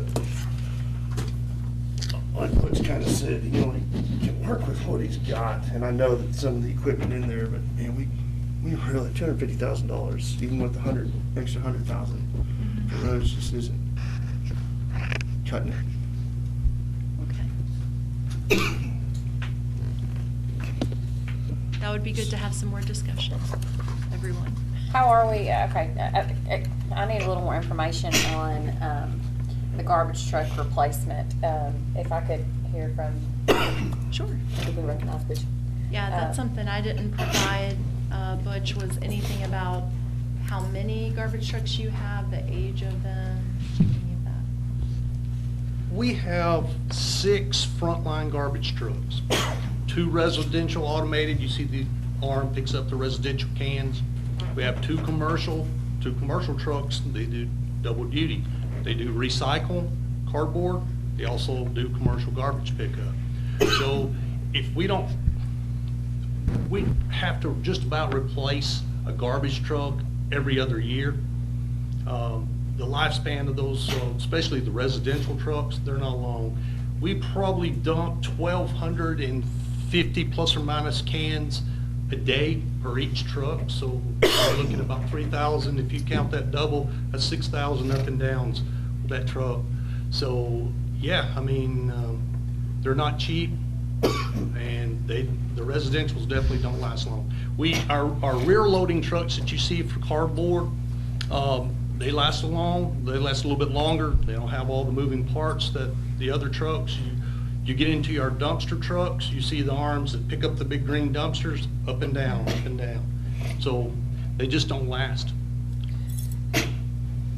We've already approved the money for this new truck, right? So he We already has that. anticipated this replacement need, and so in our vehicle and equipment replacement fund, we do have $300,000 set aside to buy the garbage truck. What I was proposing was one way or the other, using grant funds or only using half of that that's in the reserve fund to free up money to fund some of these other department requests. I will say this, we keep backup trucks, as bad as I hate to say it, and I hate to ever have to go to a backup truck, but you like to think those are good to go, but they're generally worn out already. and you're lucky if you get to take one out and make it through a half of a route before it breaks down. So it's a constant maintenance. It's constant maintenance. Am I understanding, I think this is, I should, based on our last study session, ask Alderman Noah's. Am I understanding Alderman Berry's request about taking $100,000? It isn't from the truck itself, it's from the $60,000 flatbed dump truck, new extrication equipment for fire, right? That's where. No, No, page no. 79. Yeah, So on page 80 though, is no, where the so- list is that the No. 150. On 79, it's taking the $150,000 out of Correct. And grant, which would, on we'd have to 80. move around what you do here. Yeah, Yes, it- that's my question, is it? It would not eliminate our ability to buy the garbage truck. Right. What he's saying is we would use $100,000 of that and put it towards paving and maybe still have $50,000 that we could free up in the vehicle and equipment replacement fund. But so on page 80, those list, if I'm correct, that's where the $100,000 that will come out of, really. Like, not really, but that's where we would No. lose the things that we No. purchased. Yeah, you would not be able to purchase those at this time. That's the way my I would question. say it. 100,000 of that you would. Yeah, 100,000, so 50,000 of that we would. And I will just say again that this is an unusual year where obviously when we passed the budget, we knew that it was a very restrictive budget. The only purchases that we accounted for were this garbage truck replacement, a mini excavator for Public Works, which helps them to do sidewalk projects, and 2 trucks for Parks and Recreation. And we knew that we would probably replace 2 or 3 patrol vehicles. That's it. That's all that's in the budget for capital. So I would still say those were our top priorities, and that's why we made sure those things were in the budget. Now we're having the opportunity to come back and with this one-time allocation of funding, appropriate it to those next priorities. I think you'll have another opportunity. I've told you we're only 2 months in to the budget year. We are already up 6% on our sales tax. We'll probably have another opportunity to come back and fund some things. So, I mean, I don't want it to be overly dramatic tonight that if one of these items isn't funded, that it means we're waiting all the way to next July. We're most likely waiting till the end of the calendar year or something like that to come back. I guess my kind of thing is we always sit here and say, we'll put more money into roads or sidewalks. So let's do that now, and then say, well, if we have extra money, we'll come back and get, not that you don't need a new flatbed, and you don't need extra, I'm not saying that we don't need those things, but instead, let's for once say, my suggestion is, let's for once say, hey, we're gonna do roads first. And then if we have opportunity at the end of the year, we come back and say, okay, now let's get some of these nice to haves. Would be mine. I think Alderman Berry's onto something as far as being able to prioritize the needs versus the wants right now. And I think that I'm with him on that. Roads are a priority at this point. If you drive, through Tullahoma right now, we have many more roads that are just on this short list that could definitely use some TLC. And I think that needs to come first as well. Okay, we have a motion on the board with a second. We can vote on that motion, and then we can get a new motion on the floor to make a change. We can amend the motion now. I'd like to make, amend. I'd like to amend the motion to take 100,000 from the half garbage truck replacement and add it to roads. We'll get the full 200, that full list. I'd like to and add 100,000 to street paving. Do we then have to, sorry. You have to vote on the motion to amend. or discuss it. You got an amendment on the We've floor, got- we need a second. I Got second. an amendment on the floor, we need a second. I second. And a second. And we'll discuss that amendment additionally if anyone chooses. My question is, if we have this amendment on the floor with the second, does that mean when we go to vote again, does that mean we need to go back to, once again, to page 80? Where we need to then pull the, like, decide of that 150,000 that was proposed originally, like where that's, what we're not gonna utilize, what the $50,000 that's left would go toward, or that, if, because the $50,000 will still go to the truck, and then that $50,000 here. Do you see what I'm asking? Does that make any sense?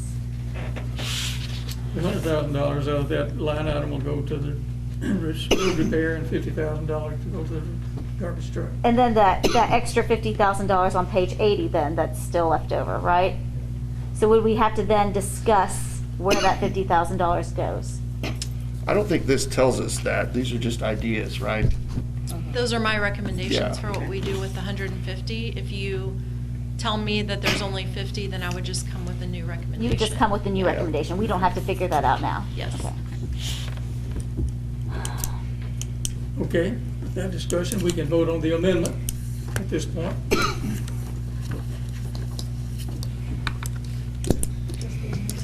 Just the,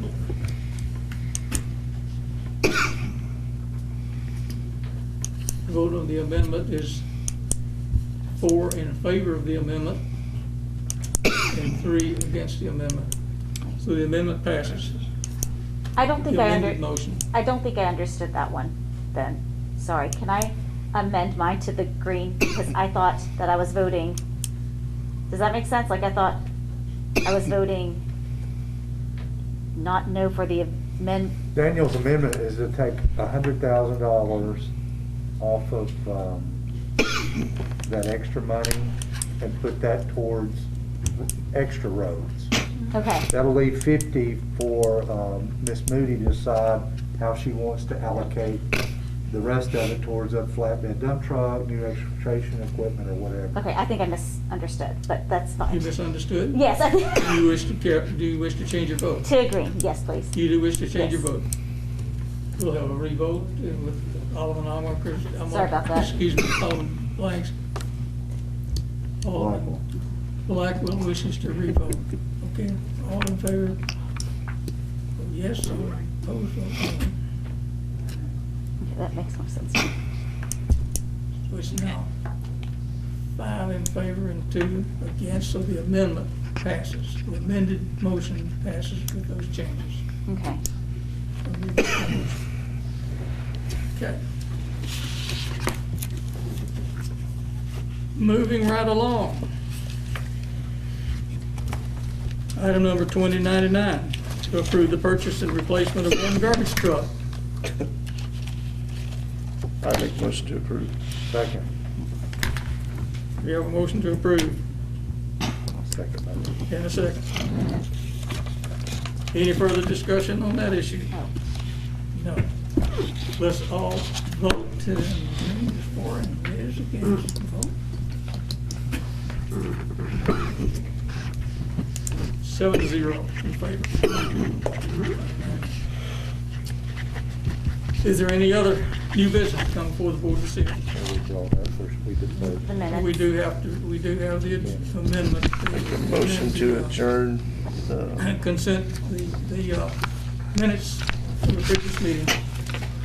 The item number 2091 was the minute in which Alderman Blackwell had voted negative, and she wishes to change her vote, and we will have that revote at this time. And that revote. Mr.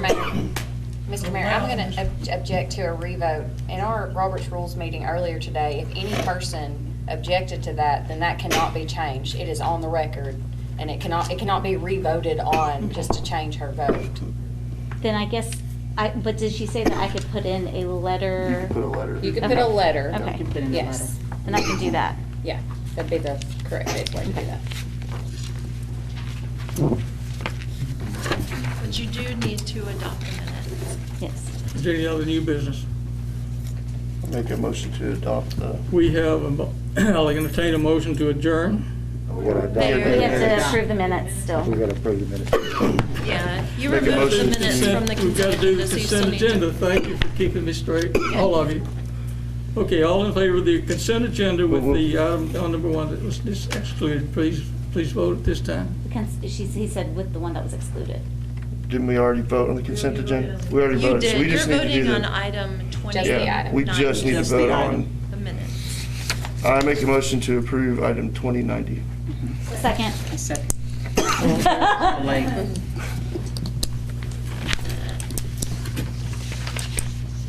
7-0. I make a motion to adjourn. We have a motion to adjourn. Second. All in favor? Vote yes. Okay. We will now convene the beer board. The consent agenda for the beer board is the minutes from the September 14th. You've read those minutes. Any comments or motion to approve the consent agenda? Move to approve. Move to approve. All in favor, vote, please, vote. One item. Any other old business? Did you vote? Oh, yeah. Okay. And we still have, Study session. 7-0. Any other old business? Mr. Mayor, just pointed out to us that we voted on the amendment to item 2098. We didn't vote on item 2098 as amended. oh. Thank you. Yes. The real and ladies in Tullahoma News just pointed out. Thank you. Mr. Mayor, I make a motion, we vote on item 2098 as amended. Thank you, Alderman Berry. I'll second it. Alderman Berry's motion is to vote on item 2098 and seconded by Alderman Blackwell. All in favor? Thank you. I'll tell our city recorder this is what happens when she's Thank you. Thank you. We can adjourn now. Unless there's anything else. Any other new business on the beer board? Motion to adjourn. Move to adjourn has been made. A second. Second. We are adjourned. And that concludes our formal agenda for this evening on the study. And now we have a board study session. And we will adjourn the beer board and go into the study session.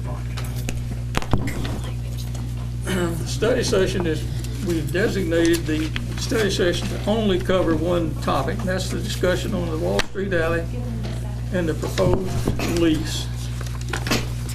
Background, Administrator Moody.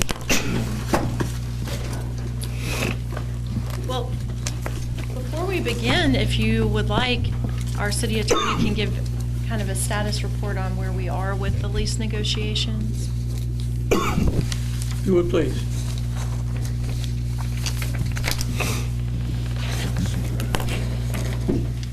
I'm not exactly sure when this endeavor began, but in the spring, we received a request from the Londons, the restaurant over on West Lincoln Street, for an opportunity to be able to serve alcoholic beverages in the park property that they own just east of the Wall Street Alley, adjacent to their business building there. And we attempted to help them devise a plan whereby they could do that, because they were going to have to cross Wall Street in order to get to that, and they wanted to utilize Wall Street as a means of ingress and egress to their park property. And so Ms. Moody and I discussed how we might could do that, and we discussed that possibly a lease agreement between the city and them, a non-exclusive lease, which would then create an ownership interest in behalf of Linden's toward that property as a tenant, of course, not as an owner, that would then allow us to give them the permits necessary for them to carry on their business in the park-like property. We've been working on that agreement for a number of months and negotiating with them via their attorney. And I prepared a lease agreement initially. They took it under advisement. They looked at it for quite some time. There's been some other discussions. In the meantime, Ms. Moody decided that the best way to allow them to open when they wanted to before the lease was actually formalized was to give them a special events permit. And she did that, and that was a way whereby they could open and begin operating. And they did construct a fence there and planted some shrubbery and things there to make that more, more useful to them and give them a little privacy and whatever. We finally got the lease agreement back from their attorney not long ago with some changes in it that created some problems for us. And right now we want the board to look at the lease. Mr. Berry, I think, is the first one that brought it up some time ago about wanting to review it before we finalize it.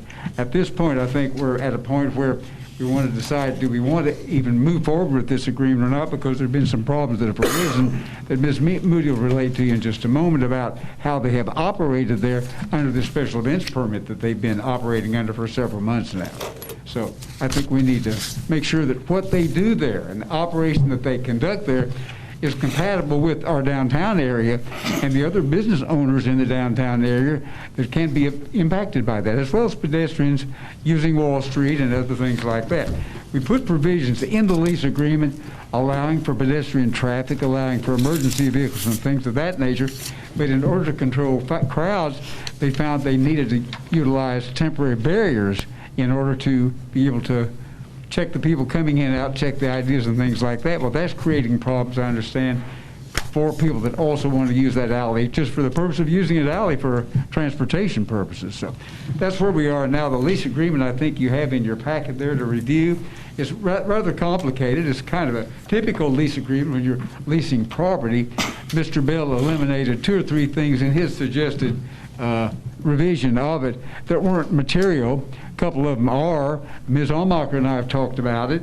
She was concerned about the liability issues relative to that, and we do have an indemnification provision in the lease whereby they would indemnify the city for any damages that might occur there or any injuries or things of that nature.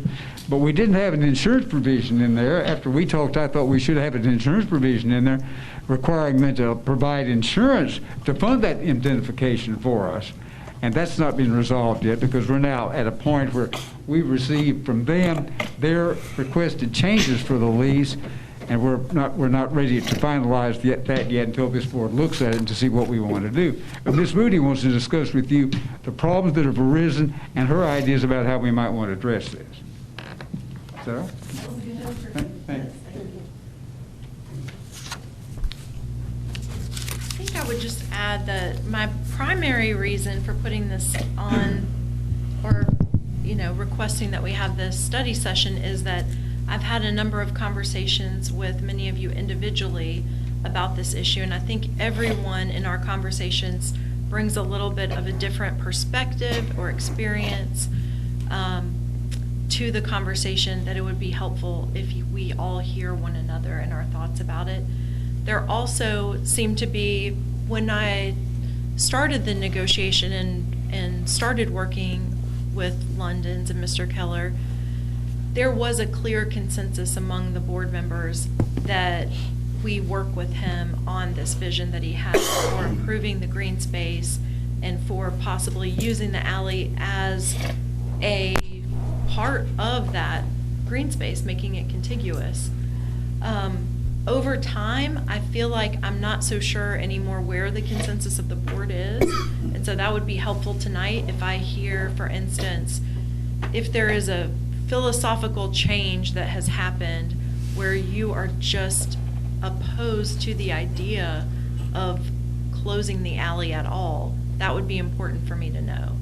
If there are conditions where you think it could be appropriate to close the alley, that would be helpful to know. One of the things I've done is reviewed back in 2016 when the board voted to put up the posts or the bollards that are in the alley, closing it to vehicular traffic. It was very clear from that meeting that the intent was to keep it open for pedestrians, and the bollards are there to prevent vehicular traffic, to make it safe for pedestrians.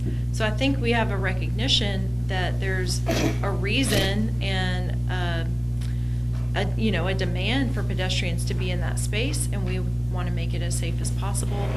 I think where we're at today is that we're trying to find the best way to make it fair to all of the businesses in the downtown.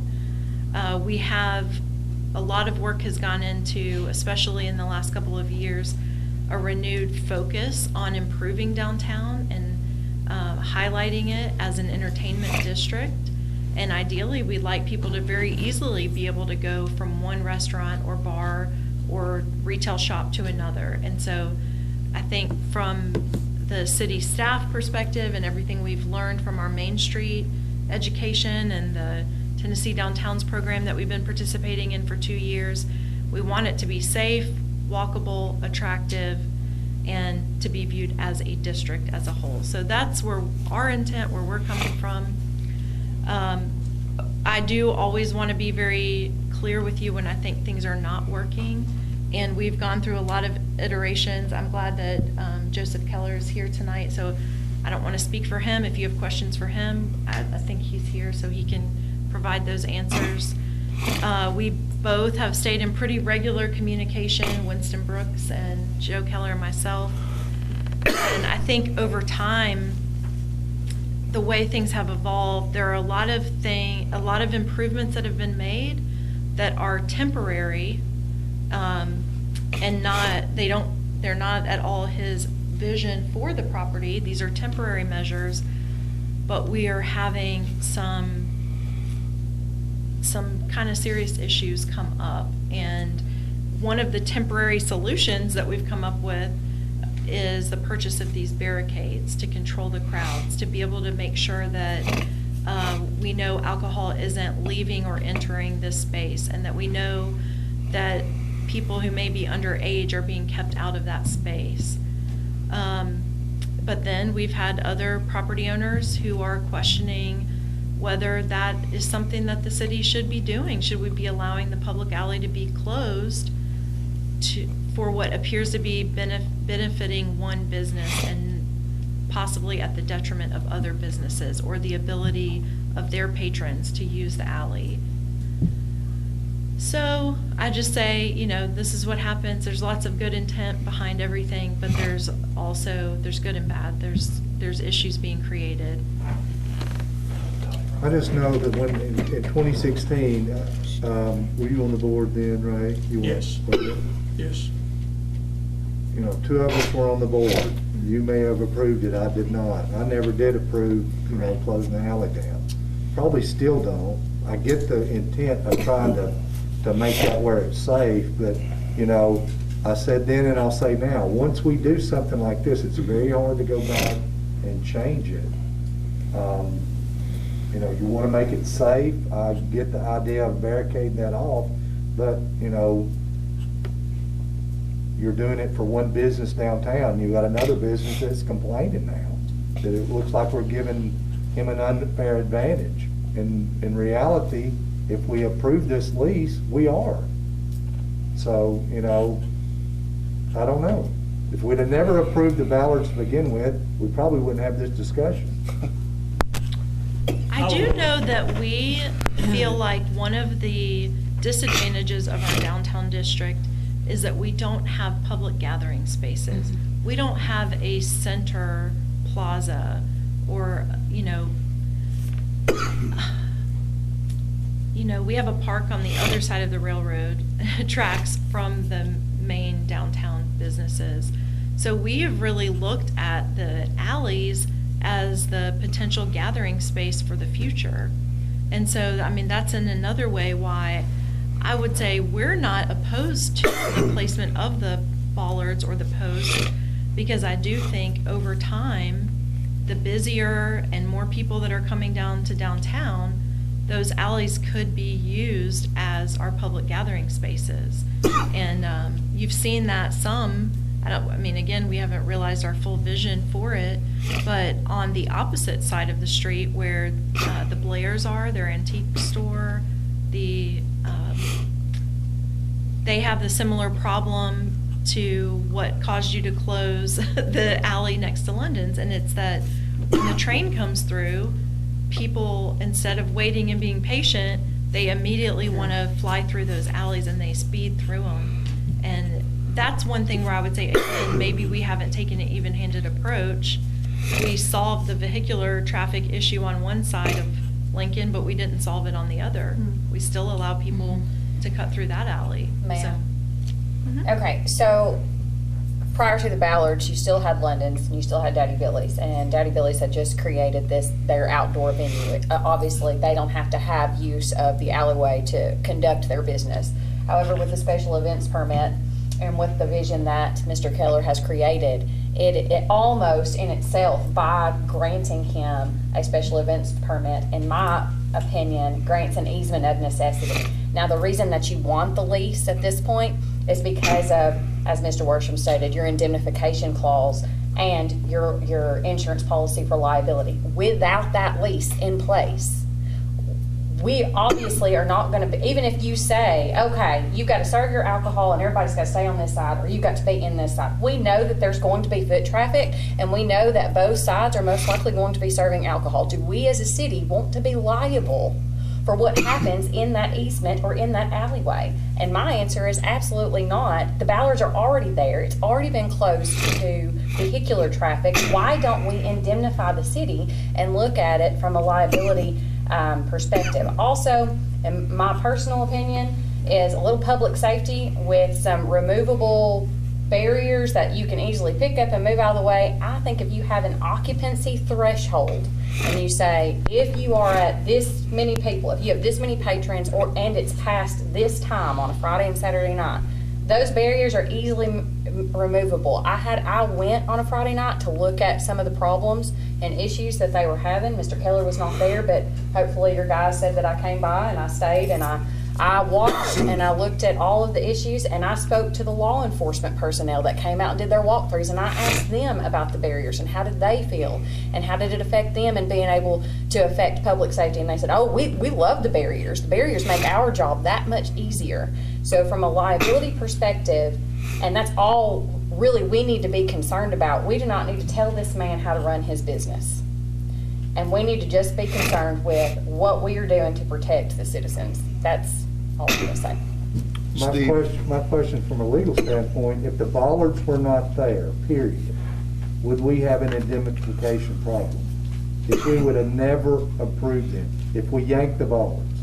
Probably not. Yeah. If we didn't have a special event permit or anything else. See, if we approve, They would just be utilizing the alley like I would if I wanted to walk. right, if we approve the lease for this purpose, Then we gotta approve the we gotta approve the whole freaking Yeah. alley then, right? if we don't have a special event permit, there's no liability, right? But then you close down that outside, and right now that's been great for tourism and bringing business. And when you bring business to Tullahoma with that, you're also bringing business to Daddy Billy's, because we all know that they do the 3-bar crawl. Like, it used to be, 122 West, down to London's, down to Daddy Billy's, and back around. And that's been happening for many, many, many years. Mr. Right. Keller is obviously bringing business to downtown Tullahoma, and we want to see that happen. I think that it would be not in the best interest of Tullahoma to try to shut that down. What the lease guarantee, you're not really changing anything, in my opinion. You're still going to have foot traffic there. All you're changing is who's liable if something happens with this lease. Well, we're not liable if we don't have any agreements. Oh, in we place. are liable. If we That's the don't- point. If we don't have any agreements in place, are we liable? Not in the same sense. Right. So I think that, We're no more liable than if there were an accident on Jackson Street, Right. which is open to the public generally. Right. Now, but we're liable, if we are potentially liable for any kind of accident that occurs on public property. That's right. But with the lease, that protects us more, especially if there's Protects insurance us. requirements. So, but if there is an injury or there's damages that anyone incurs, the insurance is going to take care of. Or- Forbid that would happen, but it could. if we do the lease, are we at risk of any lawsuits or issues from any of the other bars or businesses on that area saying that we've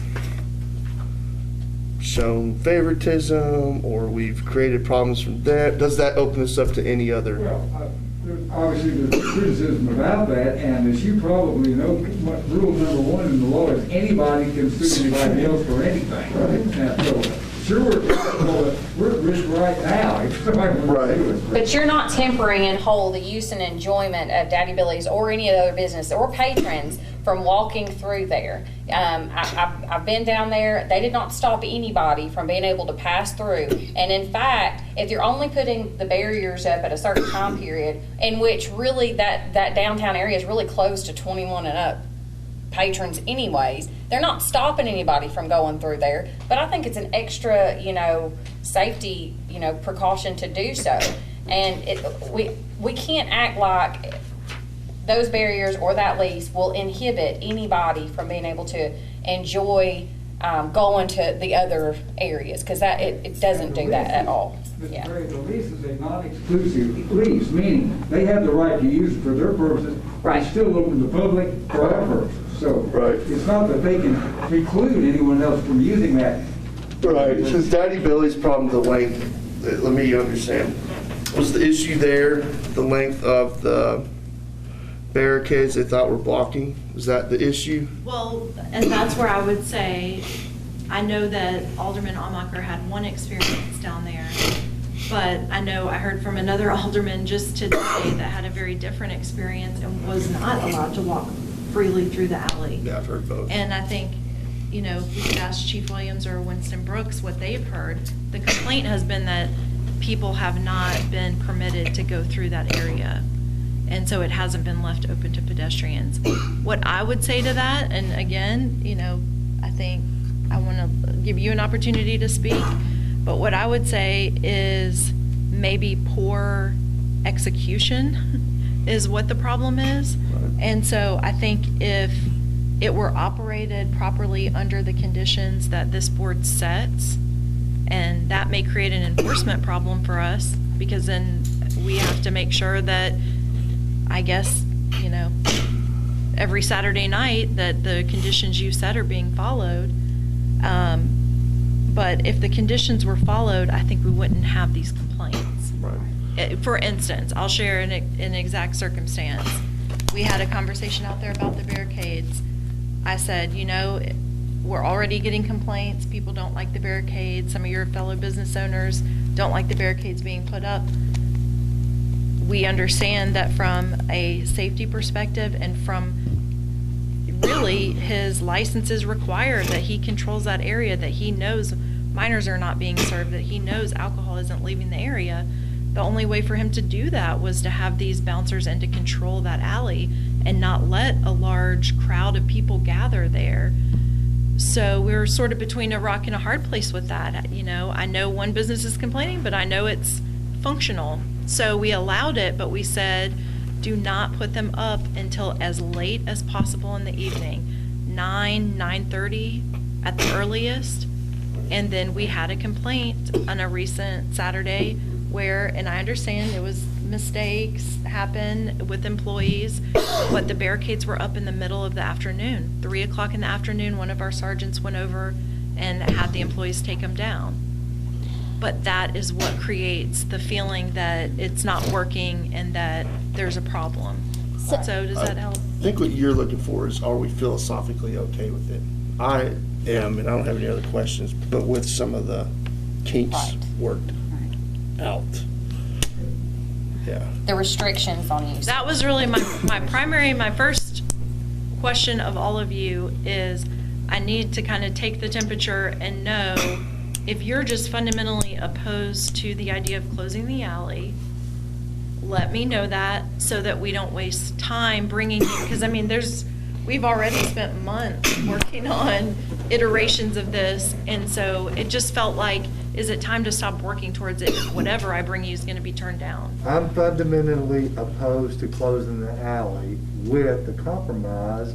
You can leave the bollards up there at night, like they do on Bourbon Street, and when those are over, yank those up and let it have traverse during the daytime. Well, Dr. Blanks, what I would say about that, and we've had conversations about this, I think if that was the way we went, then he has to put a site plan together, and he probably has to come to our Board of Zoning Appeals and get some variances, because, for instance, our zoning ordinance only allows a 5-foot fence. A 5-foot fence can be easily climbed over, drinks handed over, passed over. And when he's had some of these crowds, that's why he gets put in a position where he can't say for sure that a minor hasn't gotten in there or a minor hasn't been handed a drink. And so, you know, he's gonna have to probably be allowed to have a different type of fence or a different type of enclosure.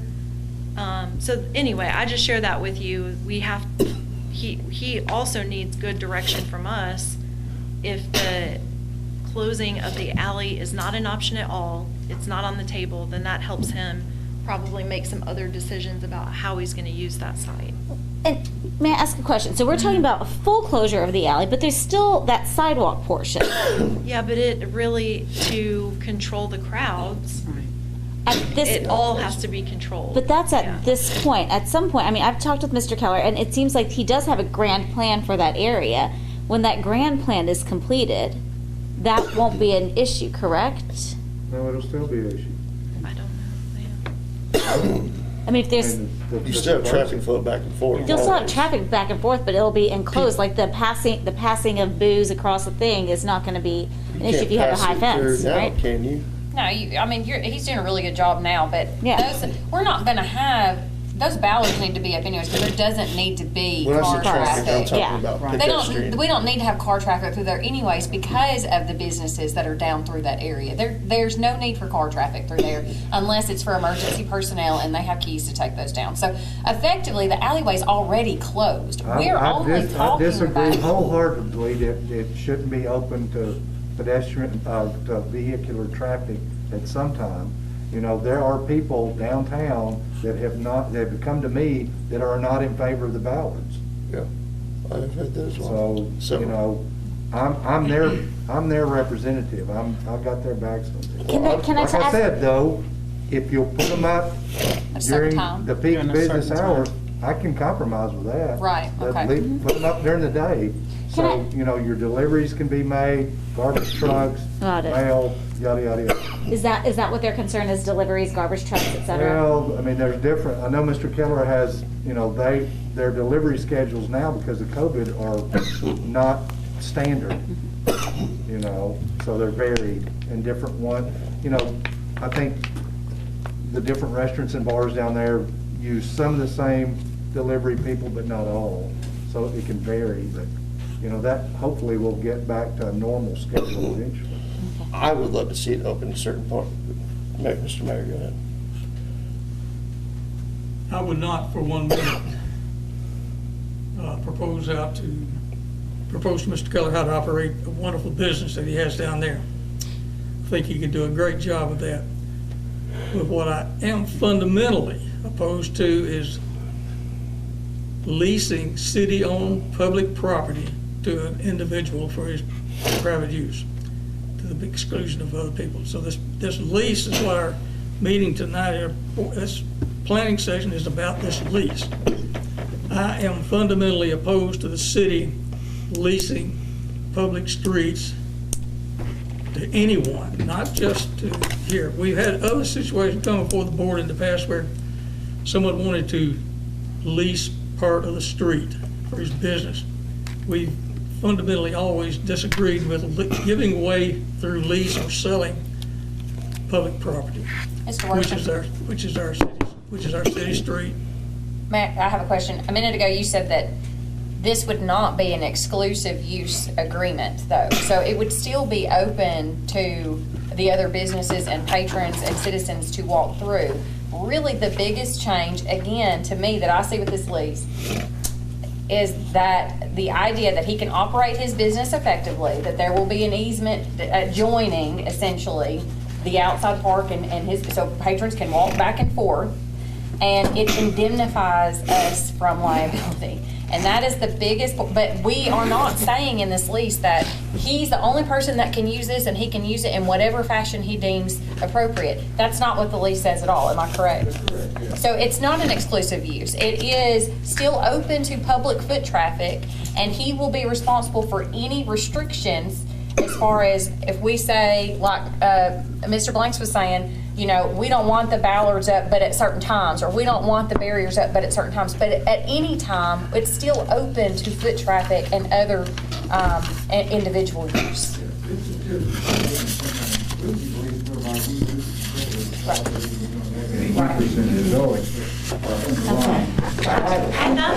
And that's too where I would say I've treated the special event permit like a pilot or an attempt to see how could this work, and how many complaints are we going to take before we agree it's not working. The average citizen, when they see barricades across the alley and a bouncer there checking IDs, to them it's closed. It's effectively closed. Whether the lease says it's non-exclusive and whether he says that he's letting people through or not, people are telling us they think it's closed, it appears closed, and they're not being allowed through. Well, that's why we would need restrictions. I think just what I've seen on paper, this seems like a great idea. However, I just don't know how you're able to put what's on paper in that alley safely with 19-year-olds and people who do want to walk through, who don't have any desire to go into London's. And I think, I will say right now, I'm certainly leaning against doing this lease. But one thing, if this was something that we as a board decide to do, I would certainly want a very specific section for what does quiet possession look like. I would want that spelled out really well, like how many complaints is not quiet anymore? How many underage serving is no longer quiet possession? I would want that very specific, because if we do go into this, that we should have a way to annul it if it's not being followed correctly. We can tweak the lease any way the board desires. This is just a template for the beginning, and Sure. then from that we can work. And if they don't agree to that, then we're going to have a lease. I'd really like to see this work. Me too. I'd really love to see this work. And we have kind of been on a trial period. I've got one that's a couple times a week. I want to see it work. I have some concerns, not just it's a bar area. I have some concerns bar area. I don't know who it is. I don't know if it's London's. I don't know if it's Daddy Billy's. I don't know who, but I feel like I'm seeing more and more police officers up there in that area. Is that because they're patrolling or they're being called? I've seen blue lights pass, called, Yeah. and I don't know who it is. You know which Chief bar. Williams, would you share some of the recent activity, police activity?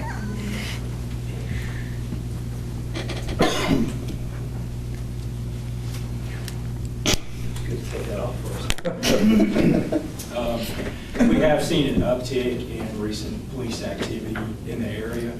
We've seen there has been a upswing in the amount of assaults that we've been summoned to the area to respond to. There's been activity that we've responded to for public intoxication where people have been overserved in the area. So there's been quite a bit more activity in that area that has required us to respond to it over the past several months.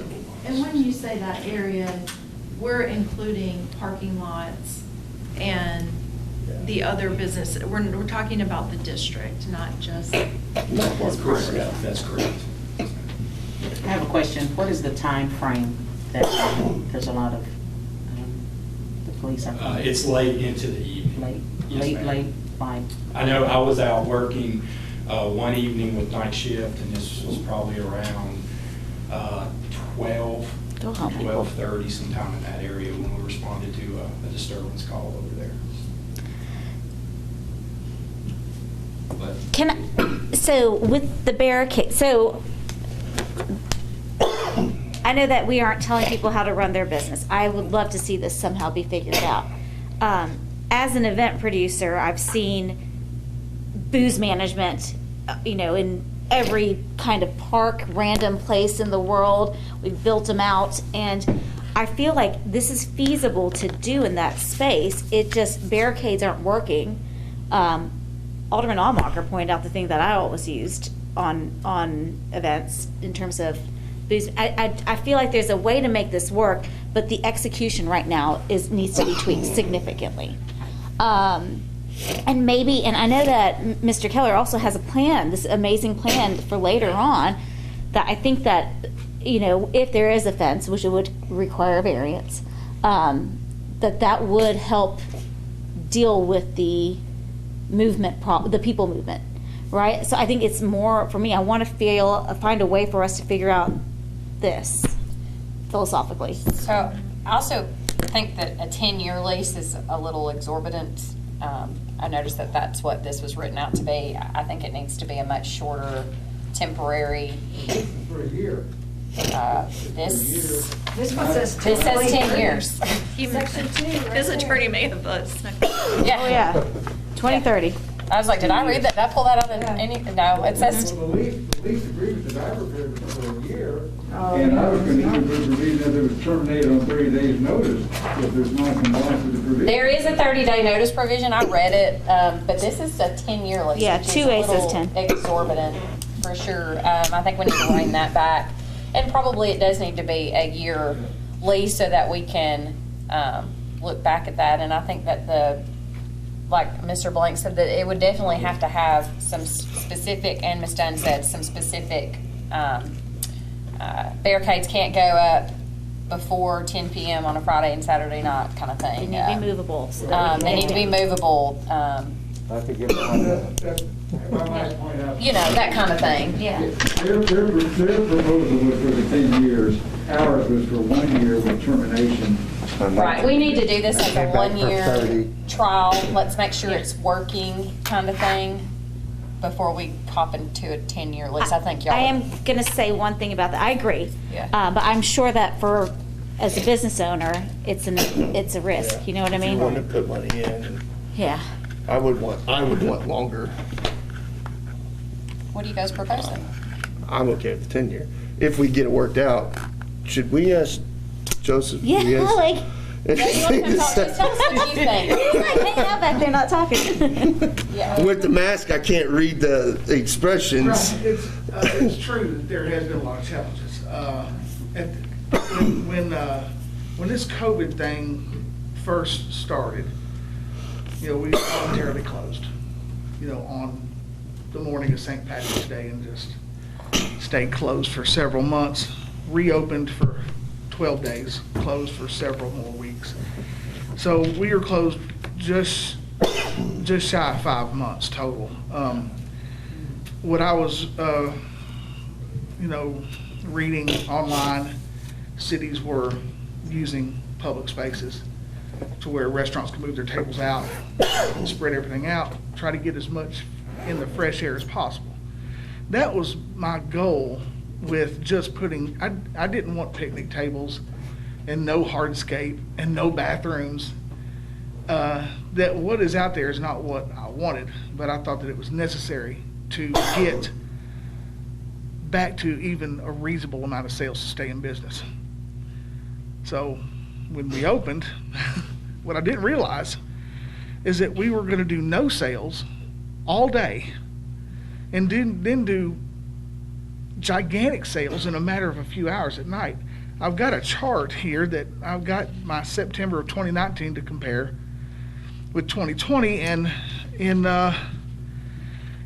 the peak hours at night, we would do between, you know, $1,000 and $1,500 per hour.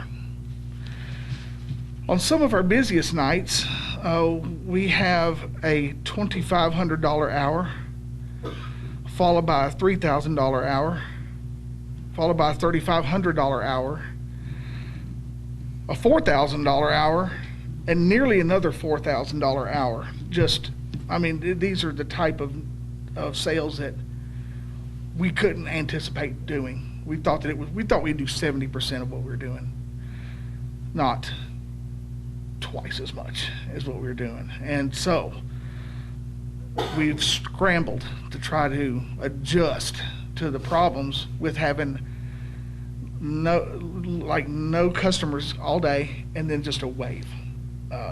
And the very first problem that we ran into was a large group of customers from out of the area, Davidson County, Rutherford County. We knew none of them, so we just kind of got overrun.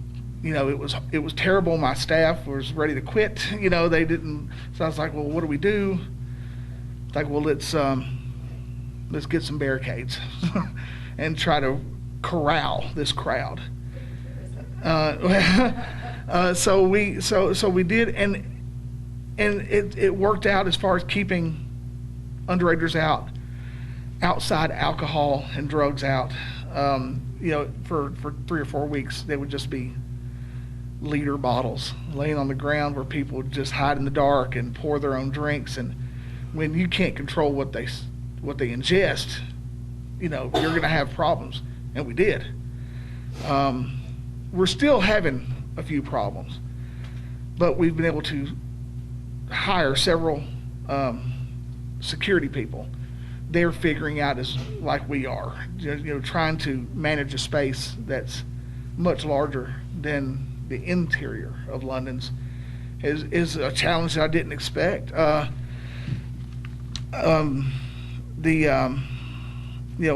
hired a booking agent. We started booking bands to try to bring a crowd, and it has worked beyond what I thought was even possible. If you compare these two, we're doing days that are $10,000 more than the day the year before or the year before. It's just, it's there's a lot more foot traffic. Usually like in 2009, the average number of customers we did was about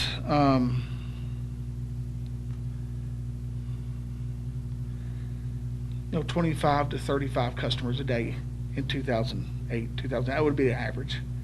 And now we're at we averaged 260 customers a day last year. And just to pick one day, 1,100 customers, in one day, just in this month. But we're doing no sales Sunday, Monday, Tuesday, Wednesday, Thursday, and then Friday and Saturday are just, crushing it, but it's a challenge. My staff has never ever had to deal with a $4,000 hour followed by a $3,700 hour that followed a $3,500. It's just, it's just the type of sales that we weren't prepared for. We're trying to deal with it now by pulling more staff from the day shift where there's no sales into the night shift, getting them used to that schedule, and hiring. I think I've hired 6 security guards, and they're trying to figure out it as well. Eventually, what I would like to do is build a brick wall around the property that was the park with one gate in the alley, to where we can deal with that space separately and London separately. And if there was a rule or whatever where people can carry a beverage from one to the other, then we wouldn't need a barricade at all. Yeah, so when I came, somebody from Ms. Moody's office had called and said, are you still having to carry those drinks across the barrier? We didn't know what was legal. So what we've got is one security guard that is taking the drinks and carrying them across the alley to. Which is not an effective use of your security guard, really. I think the thing that I saw when we've been out there, and I don't think that the way that the green space is currently set up, the way that the fences and the openings, and I know why I know why it is the way that it is. But typically, imagine it if this was a business there.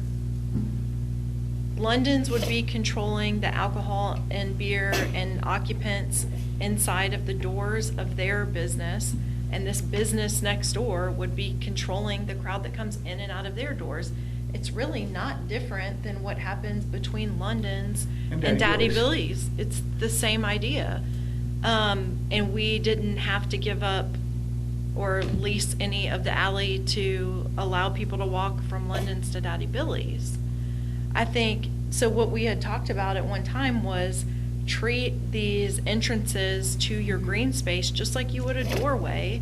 Yeah. And instead of having the security guards and checking IDs at either end of the alley, check them at the entrance and exit of the green space. I think that... Which is what we've done the last 2 weekends. And it works when there's lower numbers, right? It works when there's a little bit of a smaller crowd. But those really bad weekends that you're referring back to, you were telling me there were literally 100 or more people just all gathering in the alley in between the two, and that's what he's trying to avoid happening, because once, like you've said to me many times, once the crowd's there, you can't get rid of them. I mean, so you're trying to prevent them from doing that. We've got tables, we've got lights, we've got a band. Sit at a table. Why stand in the alley? But, and that's what's different. People don't hang out at the patio of Daddy Billy's and then step 3 feet and stand in the alley and hang out. But they're doing that in the alley in between the green space and So the London. barricades, though, they make it to where people, you have to go in or you have to go out. The way we had it set up was we had 2 sets of barricades directly from the middle door of London's to the area that was the park. Then we had a barricade on each end to where we would ID on each end that would cover the entrance of the park and the 3 doors of London's. And then we had one security guard that would float and say, you can't stand in the alley, you either have to be there or here. It worked, but there's problems. I mean, what I would love to do is be able to use the barricades for 9 more weekends, from 8:30 to 1.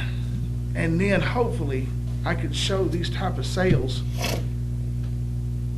to my bank and say, I need to build a real wall. I need to put real gates. I need to have a bar, bathrooms, pavilion, everything built out there. And I need to do it when the weather's terrible, which is going to be December, January, February. And then hopefully reopen in the spring with everything the way it should be.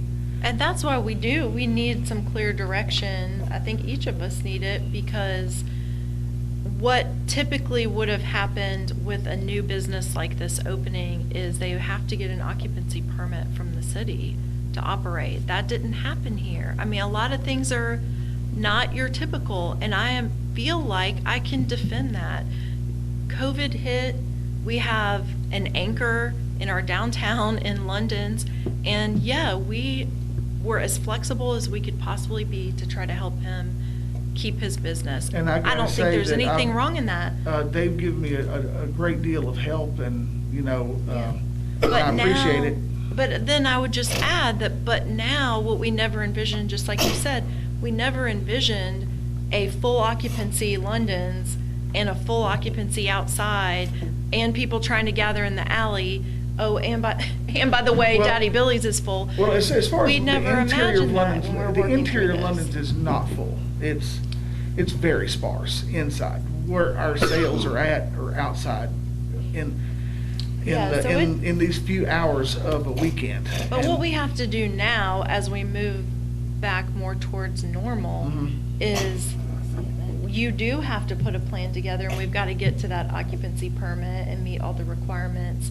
But we got to have good direction, because I think the fundamental thing is, can you consider use of the alley as part of this green space and enclose the whole thing, or can he not enclose the whole thing and he's got to deal with the green space as its own entity? That is really the question. So not the temporary thing, it's a question about the permanent thing, correct? Yeah, because I think he's got to start working that It's not gonna direction. change the crowd if he builds a wall. I think it's really important Is that it? if there's. It won't change the crowd. How do you mean? The size of the crowd's not gonna change if you build a permanent wall. I mean, you'll still have people. Well, with a hanging out permanent in the alley, wall, right? people wouldn't be standing able to watch a performance through a brick wall. They would go in, But or they hear would it. go. They would hear it. I hear it at my house. Okay. So, The use of the alleyway wouldn't really be an issue if you had a more permanent structure for people to enter into. Well, and I think one of the things, you were saying you represent some people who want to see it open. yeah. I think there's also a group of people out there, and, we've talked a lot about Dowdy Billy's. They're not here, but I think they would tell you their problem with it is they want to know, why can't we close the whole alley? But I was saying, once you do this, you've opened up Pandora's box. And, if we do this, then, what would keep them from putting a band out there in their porch and they do $4,000 an hour too, I mean, they have. They have it. They do They that. have bands out there. Yeah, they And have an had it outdoor in- venue too. I mean, when I was closed, they had all of my business, and their business. They were packed Yeah. for several months, but. And they have an interest in wanting, if I was them, if he shuts down, guess where the business comes back to? Me. So in my opinion, I think it's to everybody's benefit to try to keep everybody open and working together. I mean, I'm trying to work out the kinks in how we actually do this, but with the guy that's booking my bands, we're really bringing in some interesting music, which is kind of, I think, what it would take to get that downtown back where it should be. I've just got, I will just say that I'm very concerned about permanent structures going up. That's just me personally, and I'm thinking about logistically, what if there was a serious situation where everybody had to get out of that area quickly, and you've got to funnel them all through this purposefully small gate, and then I don't know. I don't know about the bathrooms, like what, I hope your business continues for a long time, but what are we going to do? Who's in charge of those bathrooms in 15 years when this lease is up? I mean, like, how do we? It's his property. With the property that I would be building on, it would, it's owned by me, so the building that's on there would be a permanent bathroom. The pavilion and everything in the bar area would all be on my property. And the gate, as far as egress goes, if you have something that's 32 feet wide, you don't have to worry about a funneling effect. It would take the fire marshal to tell you, but at a certain width, it's almost like running through an open field. Well, I do want to clarify and make sure, and I'm sorry I didn't say this at the beginning, but the green space itself is not owned by the city, was not ever owned by the city. It's owned by Mr. Keller, so he owns both sides of the alley. It's just the alley that we're talking about leasing. So I just want to make sure that that part's understood. Thank you. Sure. Okay. Can I suggest maybe we go around quickly and get your philosophical Yeah, and yes or no and kind of a closing? Yeah, I'm not asking for you Tell me, all I'm- to help us figure out how it's going to operate. I think some of you have already given us some good direction on the items that are important to you for us to work through, and that's more what I was looking for. So let's do everybody yes or no. Well, but you said, wait, so we're saying yes or no? I think she wants to know whether we're philosophically opposed or not. No, I'm not. Maybe some, Proceed. I guess, like a summary comment. I think I'm How do you philosophically- feel about continuing, for us to continue spending time trying to negotiate a lease and, understand, because you're going to get the same calls that I do. Part of this evolution and figuring things out is that temporarily we have had times when the alley is closed with these barricades, not the posts. We're talking about like bicycle rack type barricades that are closing the alley. And so that's what people are complaining about. But I feel like we have to do some interim things. We're still continuing to work with him and figure things out. On the one extreme, we could not be doing that, and we could say, you don't have an occupancy permit to do what you're doing, close it down. We're not saying that. You know, on the other end, we could go back to, I guess, just saying, you know, treat it, keep it under the special event and say this whole area is a special event space. You figure it out. You know, what I'm saying, we've been working in the middle and just slowly making adjustments and trying to make it better and work through the issues that come up. So that's, I'm just trying to get some direction. Do you want me to continue spending my time doing that and working towards a lease? So pro lease or not pro lease? Does that make sense? I'm philosophically okay with the lease for now, with the understanding that I think that Mr. Keller at some point is going to do something permanent there. Right. That's it. I don't know, I'm kind of in the middle right now, because like, it's clearly, it's so important for so many reasons, and I know like you're a good business owner and you're doing a lot of really, really good things. I just would like to see this like really tight as far as, you know. I'm trying to do my best to tighten Oh, I up, know. but we've run into problems we I know didn't you are. anticipate. And I think that over the next 9 weekends, Yeah. I can show to my bank, this works. I need. Well, you gotta show it, you showed it to your bank too, but you gotta show to us. To me, I think But that would be the reason the why. permanent, the permanent wall, the permanent bathrooms, the permanent pavilion. Just to, I mean, to me, I think it's exactly right what Jenna had said earlier, is like, we don't need to be telling you how to run a business at all. I don't think that that's right. But right now, the city, that alley belongs to the people. And I think it's important that I don't want to tell you how to run this business. So it's either going to be, yes, this is tip top, amazing, or no, this isn't going to work at all. And that's where I'm at right now. If you're coming around the table, I want to congratulate you, Mr. Keller, on having the best hamburger in town. Yes, it is. I also want to tell you that not to you, but to anyone who wants to lease a public street in Tullahoma, I'll be philosophically opposed to giving someone a lease for our public streets. But wish you the very best with your 2 parcels there to make the very most out of them that you possibly can. My turn? All right.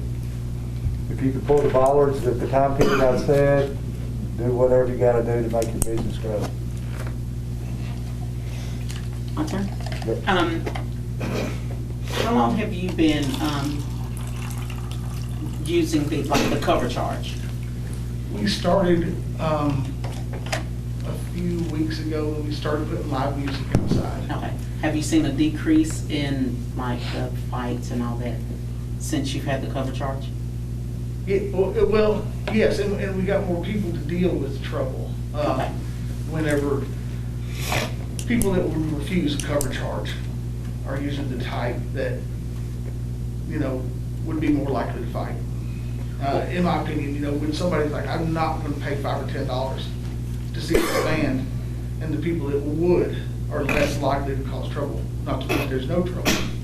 You get 200 or 300 people together, some bad things will happen, you know. But now that we see that we can draw $250 and do a cover charge, I can pay for the security guards to keep an eye on everything. And these guys weren't professional security guards; they're kind of learning it on the fly. Okay. Kind of like we all. It's not the ideal situation. But with or without the cover charge, Sir Novia, I think people are still allowed, if they're saying, I'm not going to London, we're just passing through, going to Daddy Billy's, they're still allowed to pass through there, correct? Yes, but some of my security guards may not know because we've had to hire them, you know, week to week. So sometimes my communication skills with my security team may not be as ideal as it should, but I can improve on that.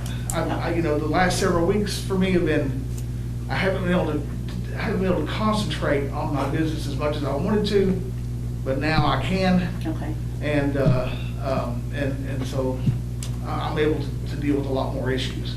Okay, because my experience this past weekend, we were just walking through the alley.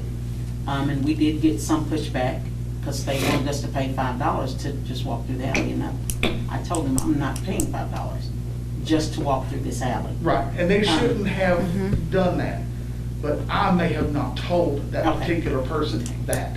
It's something that I definitely, you know, I've got to have a meeting with these guys, because we've hired them so quickly that I don't even know half of them personally. I only know about half of them personally. Okay. I'm sort of in the middle with this, just like Alderman Dunn, because there's so many pieces. I would love to ask for 9 weeks. And if I can't figure it out, you know, that gets me to the end of probably decent weather. If we do well, we build the type of infrastructure that's going to fix all the problems. And if we do it in the months that we would be able to operate in, like December, January, February, March, you know, and then hopefully reopen it as a brand new thing with everything that I can think of addressed. You know, the main thing being restrooms. I mean, I don't have restrooms out there. My restrooms are inside. So if you're having a drink outside and you have to go to the restroom, you have to cross that alley. Once I have restrooms there, you won't have to cross that alley. The other problem is I have a kitchen that's on the other side, so if food goes out there, it goes across the alley. One of the things like, you know, I was telling Daniel, I think I told Mr. Blanks, is that, you know, for every table that sits down, a server hits that table between 4.5, 6.5 times. So if every seat is sat, and we have an average of, and we historically had about a 2.6 table turnover, it's thousands of trips just for the servers across the alley, and no telling how many of customers crossing back in to use the restroom. So as far as not having, you know, vehicle traffic, it's advantageous to not have vehicles coming in. That's all I have. I love it. I love the outdoor area. I think it's a great idea. I think the plans that you've talked about in general, I think we're still recorded, so I won't talk about them, can change the downtown. I'm disappointed the jalapeno poppers aren't on the menu. I do have some concerns with not just that area in general, and that's something that we address separately. I had some issues kind of initially with the alleyway being closed, but I went to a couple different cities over the past week. I've got to travel all over Middle Tennessee delivering some stuff, and nobody says an alleyway has to have cars. Nobody says that it has to be a drive thing. It's property that we can make use of whatever we want to do with. So I kind of got over my mental block that way. I want to find something that works for everybody downtown and make sure that everybody feels included, because if one does good, everybody does good. And so I'm not opposed to it. I want to see you succeed. I'm okay with the 9 weeks, and what I'd really like to say is figure out a way. Let's make it work. Figure it out. I'm gonna try my best. No, yeah, and I know you are. We're figuring it out week by week. Yeah. We're kind of like Edison, we're figuring out. I hope it works in any way that we can. Well, based on the sales, I mean, we're doing something right. We just got to stop doing things that are not right. So I've spoken a lot tonight, so I won't keep everybody up. I did want to tell you my sincerest condolences, and for anybody on the board, he's just lost somebody very near and dear to him. Thank you. His father, and that's one of the reasons why he has not been. And why you may have ran into some issues. So that's very understandable as to with these huge crowds and you not being, head in the game. I could definitely understand that. So I thought that was important. I hope you didn't mind me sharing that. I do feel like it is so important that we do not try to run your business and tell you what you need to do as far as that's concerned. My biggest concern is indemnification of the city, and I feel like a lease and public safety issues, having the barriers up at a certain time are the best way to go to protect our citizens and to protect the city. So that's all. Thank you for coming. Point of privilege. I go to the bathroom. Anyone else have any further? Thank you, Mr. Keller. Thank you so much. Thank you very much. Ms. Lee, do you have anything further? I know, I'm like, or water or restrooms. You have anything further? I to don't. do? Thanks for having that No, I discussion. think we're going And you to can adjourn tell. in 30 seconds. Don't talk about food or restrooms or water or anything.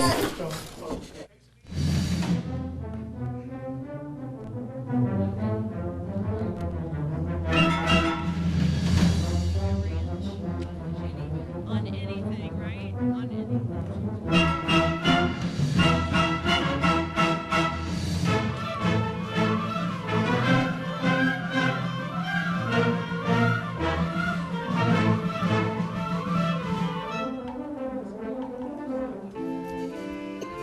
So, did you enjoy it? I did. I did. You're poor people thinking that it's just gonna be a quick meeting. Yes, sir. That was just.